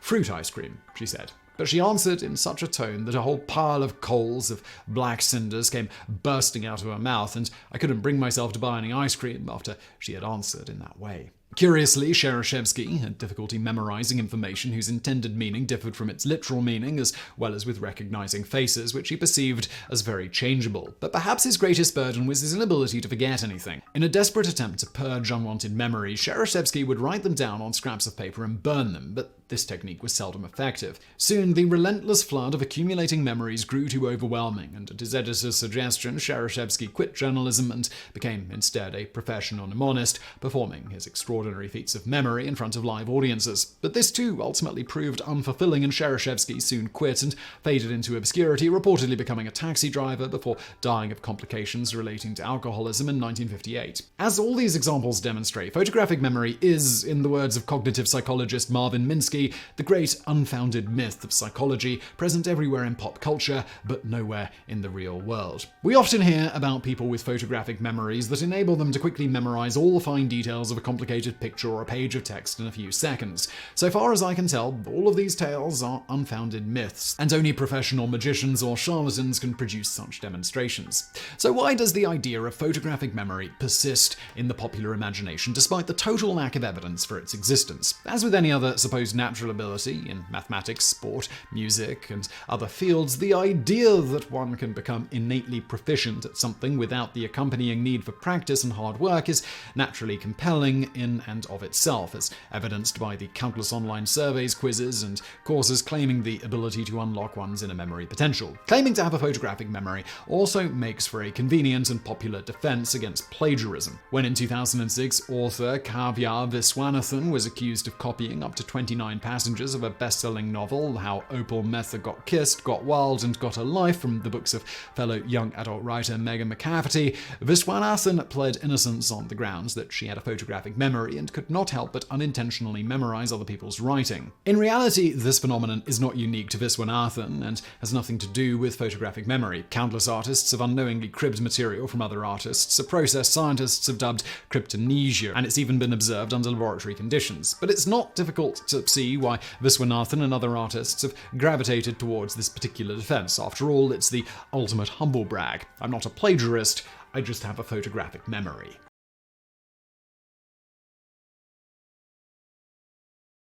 Quick, are you right brains or left brain? Chances are you answer this question immediately and definitively. If you are the creative, intuitive type drawn to creating music, stories, images, and other forms of art, then you are right brains. If by contrast you are more analytical and logically drawn to mathematics and pattern recognition, then you are left brains. And if you don't already know which you are, then there is a whole industry dedicated to help you finding out, offering countless online quizzes, seminars, and other materials to help you pinpoint, strengthen, and get the most out of your inherent cognitive strengths. Indeed, left/right brain theory has found its way into all sorts of disciplines, particularly the world of business, where many companies hire right-brained employees for more creative roles and left-brained employees for managerial positions. Given its widespread acceptance and use, this theory must be based on the latest neuroscience. Well, sorry, no. Like the notion that we use only 10% of our brains, the idea that our skills and personality are determined by which hemisphere of our brain is most dominant is a persistent pop psychology myth, one which, like most personality tests, including the popular Myers-Briggs, has about as much predictive power as astrology.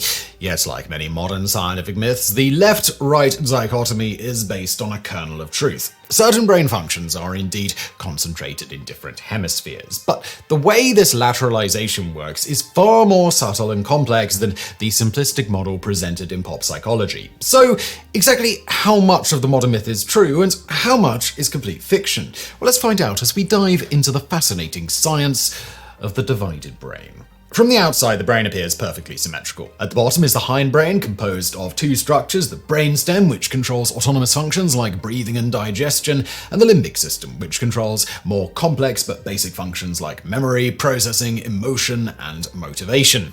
Below the hindbrain is the cerebellum, which handles sensory processing and motor coordination, while wrapped around it is the forebrain or cerebrum, which is responsible for higher cognitive functions. The cerebrum is divided down the middle into two hemispheres, which are further divided into four lobes: frontal, parietal, temporal, and occipital. The cerebellum is divided into two symmetrical hemispheres, while the cerebral hemispheres are connected via a bundle of nerve fibers known as the corpus callosum. In the 1860s, however, evidence began to emerge that the brain is not as symmetrical as it outwardly appears.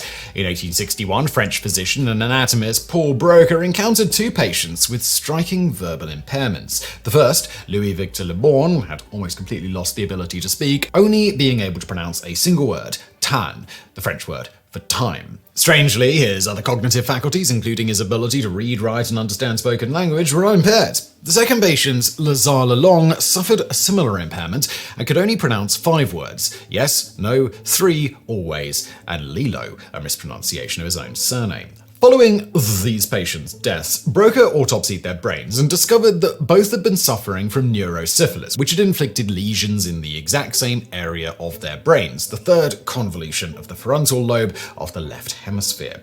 Based on these and 12 similar historic cases, in 1865, Broca published a landmark paper titled Localization of Speech in the Third Left Frontal Cultivation, in which he theorized that speech production was centralized in this location, now known as Broca's area. A decade later, in 1874, German physician and anatomist Karl Wernicke described a similar but distinct kind of aphasia in which patients were able to pronounce words fluidly but spoke in incoherent sentences devoid of structure and meaning, what is commonly today called word salad. Strangely, these sentences retained the cadence and syntax of ordinary speech, while the patients remained completely unaware that their speech was in any way disordered. Their ability to understand language, both spoken and written, was also often impaired. Like Broca, Vinitsky discovered that this impairment was caused by damage to a very specific area of the brain, in this case a region in the left posterior frontal lobe, now known as Vinitsky's area. These observations led Vinitsky to divide aphasia into two basic types: Broca's, or motor aphasia, and Vinitsky's, or sensory aphasia, also known as receptive aphasia. Broca and Vinitsky's discoveries led psychologists to conclude that language production and comprehension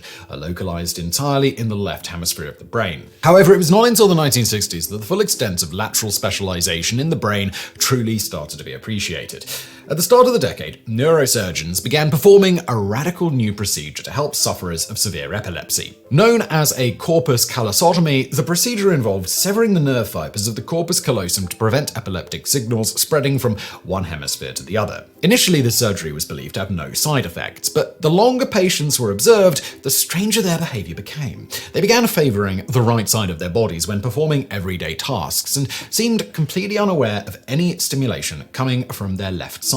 For example, if they bumped their left arm, they would not notice, and if an object was placed in their left hand, they would deny its existence. Intrigued by this strange behavior, in 1962, psychologists Roger Sperry and his graduate student Michael Gazzaniga of the California Institute of Technology began a series of groundbreaking experiments to find out just what was going on inside the split brain patients' heads. What they discovered would change our understanding of the human brain forever. While the corpus callosum had previously been considered a largely functionless structure, with psychologist Carl Lashley even speculating that it served no greater purpose than to keep the hemispheres from sagging, Sperry and Gazzaniga, though, quickly discovered how vital a role it plays in the functioning of the brain. Due to a quirk of vertebrate evolution, our nervous systems are contralateral, meaning that each hemisphere receives information largely from the opposite side of the body. For example, the optic nerves, which convey visual information from our eyes to our occipital lobes, cross over at a junction called the optic chasm, meaning that information from the right eye is transmitted to the left hemisphere and vice versa. Similarly, each hemisphere controls the opposite side of the body, such that a stroke in the left hemisphere will produce paralysis on the right side of the body and vice versa. Now, ordinarily, this counterintuitive arrangement works just fine, as the information is immediately transmitted to the correct hemisphere via the corpus callosum. But in split brain patients, this channel of communication no longer exists, meaning that information transmitted to a particular hemisphere stays in that hemisphere. And this is where things start to get weird. Sperry and Gazzaniga probed the patient's hemispheres individually by stimulating the opposite side of the body, for example, by presenting an image to the right eye to stimulate the left hemisphere.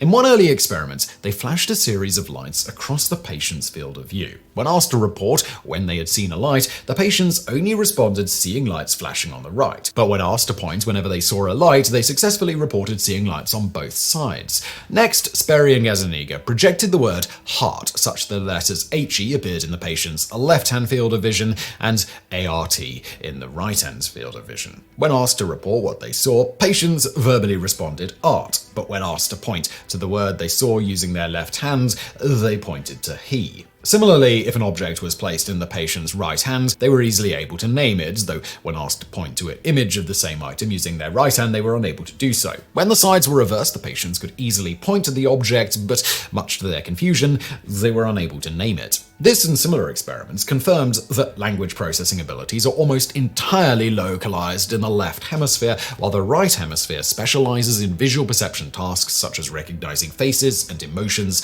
and spotting differences between objects. But as strange as these discrepancies are, the experience of living with a split brain can sometimes be even more bizarre, with patients feeling as though they literally have two separate brains which are often at odds with one another. For example, patients have reported doing up their shirt buttons with one hand only to have the other hand spontaneously unbutton them, or placing items in the shopping cart with one hand only for the other to place them back on the shelf. Many patients are even able to copy two different images using each of their hands, though given the right hemisphere's greater spatial reasoning capabilities, the left hand is generally superior at this task than the right. In rare cases, this phenomenon can even take the form of alien hand syndrome, in which a patient's hand appears to have a mind of its own and sometimes attempts to strangle its owner or others. This is also known sometimes as Dr. Strangelove syndrome, after Peter Sellers' character in the 1964 Stanley Kubrick film, who exhibits similar symptoms. Unfortunately, there's no cure for the condition other than keeping the offending hand occupied with other tasks and restraining it at night to prevent injuries. In his seminal 1974 paper summarizing his findings, which would eventually win him the 1981 Nobel Prize in Physiology and Medicine, Sperry concluded, "Each hemisphere is indeed a conscious system in its own right, perceiving, thinking, remembering, reasoning, willing, and emoting, all at a characteristically human level, and both the left and the right hemisphere may be conscious simultaneously in different, even in mutually conflicting mental experiences that run along in parallel." Specifically, Sperry concluded that the left hemisphere specializes in logic, sequencing, linear thinking, mathematics, hard facts, and thinking in words. By contrast, the right hemisphere handles softer tasks like imagination, holistic thinking, intuition, visual spatial processing, facial recognition, and interpreting nonverbal social cues. Indeed, according to Sperry's experiments, the lateralization of mathematical thinking was almost complete. Tests for mathematical performance in the minor hemisphere with nonverbal readout and with the sensory input restricted to the left visual field or the left hand indicates that the capacity for calculation on the minor side is almost negligible. By manipulating marbles or dowel sticks, watching spots of light flash to the left field and pointing with the left hand, split-brain patients may succeed in matching numbers or in adding 1 to numbers below 10, but they fail when required to add or subtract 2 or higher numbers, and they fail also at the simplest tasks in multiplication and division. Later, Sperry observed the fact that the right hemisphere could in fact perform addition to sums of less than 20, the only exception to the left hemisphere's total dominance over mathematical thought. Later observations seem to confirm Sperry's findings, with neurologists concluding that primary achycolia, the fundamental inability to comprehend and perform mathematics, results only from damage to the left parietal region of the brain. By contrast, secondary achycolia, caused by damage to the right hemisphere, affects the brain's ability to retrieve mathematical information through the senses or express it through language, but is not its fundamental ability to comprehend and process said information. Less invasive studies further confirmed the task lateralization of the brain. In 1973, doctors Robert Ornstein and David Galen of the Langley Porter Neuropsychiatric Institute in San Francisco had test subjects perform a variety of cognitive tasks while an electroencephalogram, or EEG, monitored the activity in each of their hemispheres. When asked to perform mental arithmetic, think about writing a letter, or perform language exercises like thinking up a list of verbs beginning with the letters R, the subjects' left hemispheres produced the fast brainwaves characteristic of attention and activity, while their right hemispheres produced low-frequency alpha waves characteristic of relaxation, indicating that that hemisphere was largely switched off during those tasks. When, however, the subjects were asked to produce designs using colored blocks, remember sequences of musical notes, or draw with an Etch-a-Sketch, the reverse occurred, with the right hemisphere producing fast waves and the left hemisphere alpha waves. As Ornstein and Galen concluded, "Our opinion is that in most ordinary activities, we simply alternate between cognitive modes rather than integrating them. These modes complement each other, but do not readily substitute for each other." But while Roger Sperry cautioned that experimentally observed polarity in right-left cognitive style is an idea in general with which it is very easy to run wild. But it was already too late. In a 1973 New York Times Magazine article discussing Ornstein and Galen's experiments, the two scientists stated that in different people, one hemisphere or the other dominates, shaping their innate talents and abilities. Ideally, we should be able to turn on the appropriate hemisphere and turn off the other whenever the task requires it. But in fact, we cannot always do it. Many persons are dominated by one mode or the other. They either have difficulty in dealing with crafts and body movements or difficulty with language. Culture apparently has a lot to do with this. Children from poor black neighborhoods generally learn to use their right hemisphere more than the left. They outscore whites on tests of pattern recognition from incomplete figures, for instance, but tend to do badly at verbal tasks. Other children who have learned to verbalize everything find this approach a hindrance when it comes to copying a tennis serve or learning a dance step. Analyzing these movements verbally just slows them down and interferes with direct learning through the right hemisphere. We don't have the flexibility we could have, says Ornstein. We are under the illusion of having more control than we really do. Early in life, it seems many of us become shaped either as left hemisphere types who function in a largely verbal world, or as right hemisphere types who rely more on non-verbal means of expression. These are two basically different approaches to the world. Further, the article stated that When the habit of always using the same side of the brain becomes too pronounced, it can narrow one's personality, Drs. Ornstein and Galen believe. The two researchers are currently working on a test that may enable them to tell which half-brain a person chronically favors and whether this habit interferes with the ability to shift dominance to the other side when necessary. They plan to try it out on people who are really specialized, like Ralph Nader, the left hemisphere type who has no hobbies of any kind, and right hemisphere potters, dancers, and sculptors, preferably people who have trouble with language. They expect to find significant differences between the two groups. This should give them a tool with which to guide children or adults to new aspects of themselves, to open them to a full range of experiences. Thus, a persistent pop psychology myth was born, with all manner of publications including Time Magazine, Harvard Business Review, and Psychology Today soon jumping on the left brain, right brain bandwagon. The theory was further popularized by Betty Edwards' 1979 book, Drawing on the Right Side of the Brain, in which the author presents various techniques for bypassing the analytical left hemisphere and allowing visual creativity to flourish. Today, left brain, right brain theory has spawned an entire industry of online quizzes, seminars, and other material aimed at helping people determine which side of the brain is dominant, get the most out of their natural abilities, or even strengthen the non-dominant side of their brains. This notion has even found its way into the world of business, where some companies try to hire right-brained employees for more creative roles and left-brained employees for managerial positions. But as is so often the case with the human mind, things are nowhere near as clear-cut as pop psychology would have us believe. For while the findings of Sperry, Gizanaga, Ornstein, and Galen seem to indicate that the right hemisphere plays absolutely no role in mathematical thinking and language processing, this is not in fact the case. Indeed, Sperry and Gizanaga observed multiple instances of the right hemisphere playing an active role in supposedly left hemispheric tasks. For example, one patient, when presented with a picture of his girlfriend in his left eye, was unable to speak her name, but was able to spell it out using Scrabble tiles. They also discovered that while the left hemisphere excels at making straightforward word associations,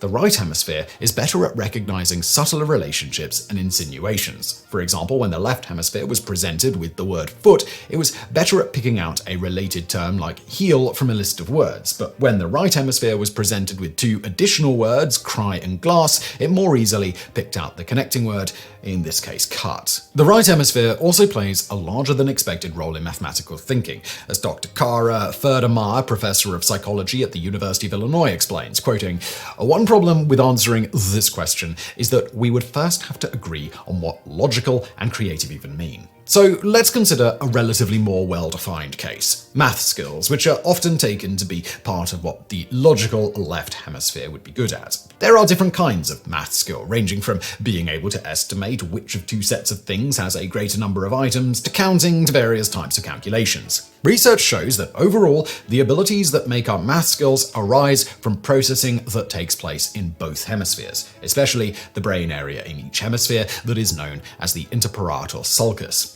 and that damage to either hemisphere can cause difficulties with math. A left hemisphere advantage for math is mostly seen for tasks like counting and reciting multiplication tables, which rely heavily on memorized verbal information, thus not exactly what we think of as logical. And there are right hemisphere advantages on some math-related tasks as well, especially estimating the quantity of a set of objects. This kind of pattern, in which both hemispheres of the brain make critical contributions, holds for most types of cognitive skills. It takes two hemispheres to be logical or to be creative. Indeed, according to the popular conception of the left/right brain divide, we would expect people suffering from right hemisphere brain damage to become emotionless, but hyper-rational calculating and decision-making machines are rather like the Vulcans from Star Trek. In reality, however, such individuals struggle to make even basic decisions or plans as they lack the intuitive and emotional facilities to conceptualize the bigger picture and turn logic into practical action. Thus, logic and emotion do not, as is often assumed, stand in opposition to one another. Both are needed to effectively function in the world. Recent research has revealed that many cognitive functions are actually shared evenly between both hemispheres, including processing of visual and auditory stimuli, spatial manipulation, facial recognition, artistic ability, numerical estimation, and comparison. Even the left lateralization of core language abilities, as established by Broca, Vanitsky, and others, doesn't always hold true. For example, while Broca and Vanitsky's areas are usually located in the left hemisphere, in 5% of right-handers and 30% of left-handers, whose dominant hand, remember, is controlled by the opposite hemisphere, they are instead located in the right hemisphere. Indeed, the lateralization of different cognitive functions varies so widely between individuals that neurosurgeons often perform a special test to pinpoint these cognitive loci prior to performing invasive brain surgery like removing tumors. Known as the intracarotid sodium amobarbital procedure or Wada-Mullner test, this involves injecting a barbiturate sedative into one hemisphere or the other to disable it and asking the patient to perform various cognitive tasks. The popular conception of brain lateralization also fails to account for the phenomenon of neuroplasticity, the brain's remarkable ability to adapt to physical change. Children who have had one entire hemisphere of their brains removed due to cancer or other disorders have gone on to live completely normal lives, with the brain rewiring itself to perform all its necessary functions using just one hemisphere. Such neuroplasticity has also been observed in adults who have undergone similar surgeries or suffered traumatic brain injuries, though to a lesser extent. Okay, so the brain is more complicated than pop culture would have us think, and its functions more evenly distributed than we would expect. But surely different people favor one side of their brains over another, right? After all, how else can we account for some people being more logical and analytical while others are more creative and artistic? Well, unfortunately, science doesn't bear out that notion either. A 2013 survey carried out by Jared Nielsen and colleagues at the University of Utah analyzed the neural activity of 1,011 individuals aged between 7 and 29 while they performed various cognitive tasks in a resting state functional connectivity magnetic resonance imaging, or MSFC-MMRI machine. The study found that 9 left and 11 right lateralized hubs were identified as significantly lateralized connections. The left lateralized hubs included regions from the default mode network, whereas the right lateralized hubs included regions from the attention-controlled network. Left and right lateralized hubs formed two separable networks of mutually lateralized regions. Connections involving only left or right lateralized hubs showed positive correlation across subjects, but only for connections sharing a node. Lateralization of brain connections appears to be a local rather than global property of brain networks, and our data are not consistent with a whole brain phenotype of greater left-brained or greater right-brain network strength across individuals. Small increases in lateralization with age were seen, but no differences in gender were observed. We also found that lateralized connections are independent from one another across individuals, and that the majority of functional lateralization occurs before age 7. In other words, while localization of various cognitive functions does vary among individuals, on the whole, neither the left or the right hemisphere dominates in any significant way. Indeed, many skills and talents derive not from one hemisphere working more than the other, but from both working together more efficiently. For example, children considered gifted in mathematics or music tend to show greater communication between their two hemispheres, allowing them to more effectively combine both their logical/analytical and creative/intuitive faculties. Conversely, those who struggle at certain tasks do so not necessarily because one hemisphere of their brain is weaker, but often because one hemisphere developed to perform a task usually handled by the other. However, as with nearly all cognitive tasks, even the weakest skills can gradually be strengthened through practice. Yet, despite more than 5 decades of research debunking it, it is estimated that more than 68% of people still believe in the left brain/right brain myth. But why? Well, that's simple. Because we humans love to think about ourselves and come up with various systems to sort ourselves and others into neat categories, like horoscopes and personality tests. Quizzes for determining left or right brainedness exploit a psychological phenomenon known as the Barnum or Forer effect, the tendency of people to believe descriptions of themselves that seem personally tailored to them, which are in fact vague enough to apply to everyone. This effect, commonly used by astrologers, mediums, mind readers, and other hucksters, was most famously demonstrated by stage magician and paranormal debunker James Randi, who handed out personalized horoscopes to a classroom of students and asked them to rate the accuracy of the descriptions. Almost without exception, the students rated the horoscopes as highly accurate. Randi then asked the students to exchange horoscopes, revealing that they all had received the exact same one. The left brain/right brain fallacy validates and provides a seemingly rational explanation to our everyday observations that some people seem more logical and analytical and others more creative and intuitive.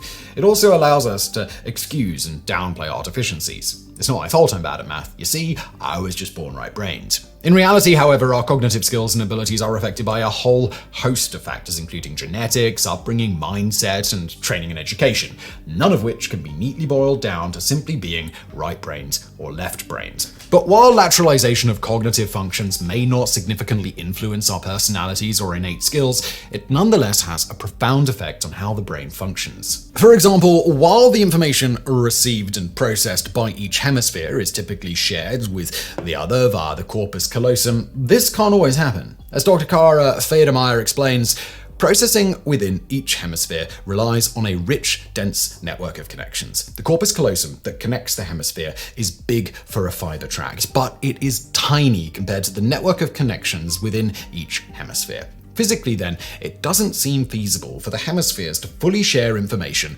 or to operate in a fully unified fashion. Moreover, in a lot of cases, keeping things separate is literally the smarter way for the hemispheres to function. Dividing up tasks and allowing the hemispheres to work semi-independently and take different approaches to the same problem seems to be a good strategy for the brain. One of my favorite findings came from an experiment in which we used adjectives to change the meaning of the same noun. For example, the word book in Green Book refers to something concrete, that is, something for which it is easy to create a mental image. However, given interesting book, people now usually think about the content of the book rather than its physical form, so the same word has become more abstract in meaning. We wanted to see if those differences could be found for exactly the same word depending on what it was referring to and whether the two hemispheres were similarly affected by concreteness. We found in this experiment that the left hemisphere is very sensitive to the predictability of word combinations. Fewer nouns can go with green than with interesting, and the brain activity elicited in response to book reflected this when the words were presented initially to the left hemisphere. However, to our surprise, it was the right hemisphere that elicited imagery related to brain activity to Green Book compared to Interesting Book. Thus, although the left hemisphere is clearly important for language processing, the right hemisphere may play a special role in creating the rich sensory experience that often accompanies language comprehension, and that makes reading such a pleasure. In other words, even in those of us with an intact corpus callosum, our brain can sometimes behave like two independent entities, just like Roger Sperry's split-brain patients. Even stranger, until relatively recently in human history, this condition of having two minds may have been literally true. In his 1976 book, The Origin of Consciousness and the Breakdown of the Bicameral Mind, Yale psychologist Julian Jaynes argues that up until the Bronze Age, around 3,000 years ago, humans did not possess a unified conscious mind. Rather, the two hemispheres acted as separate, independent entities, with the master left hemisphere coming up with ideas and speaking them to the servant right hemisphere, which obeyed and carried out its commands. According to Jaynes, this bicameral mentality accounts for the ancient conception of ideas and inspiration as originating from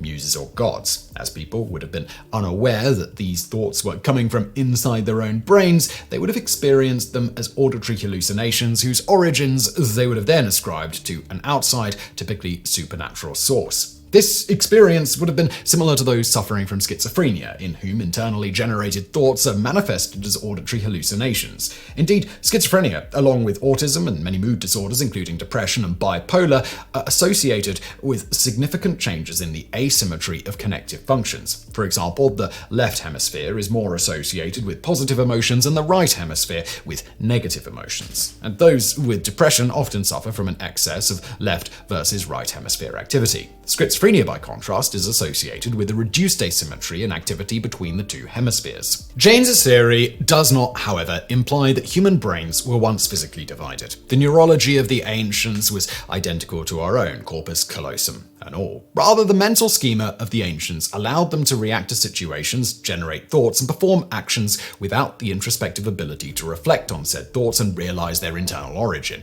In other words, humans lacked a meta-consciousness or ego. This schema, Jaynes argued, was a product of the simpler communal living conditions of ancient humans, which did not require an introspective, unified mind to operate in. Only when people started living in more complex societies like city-states and began developing writing did the two halves of the mind merge to create the integrated, self-reflective consciousness that we know and love today. Taking James's theory one step further, British psychiatrist and philosopher Ian McGilchrist posits that the unification and lateralization of the brain has gone too far in one direction, much to the detriment of modern Western society.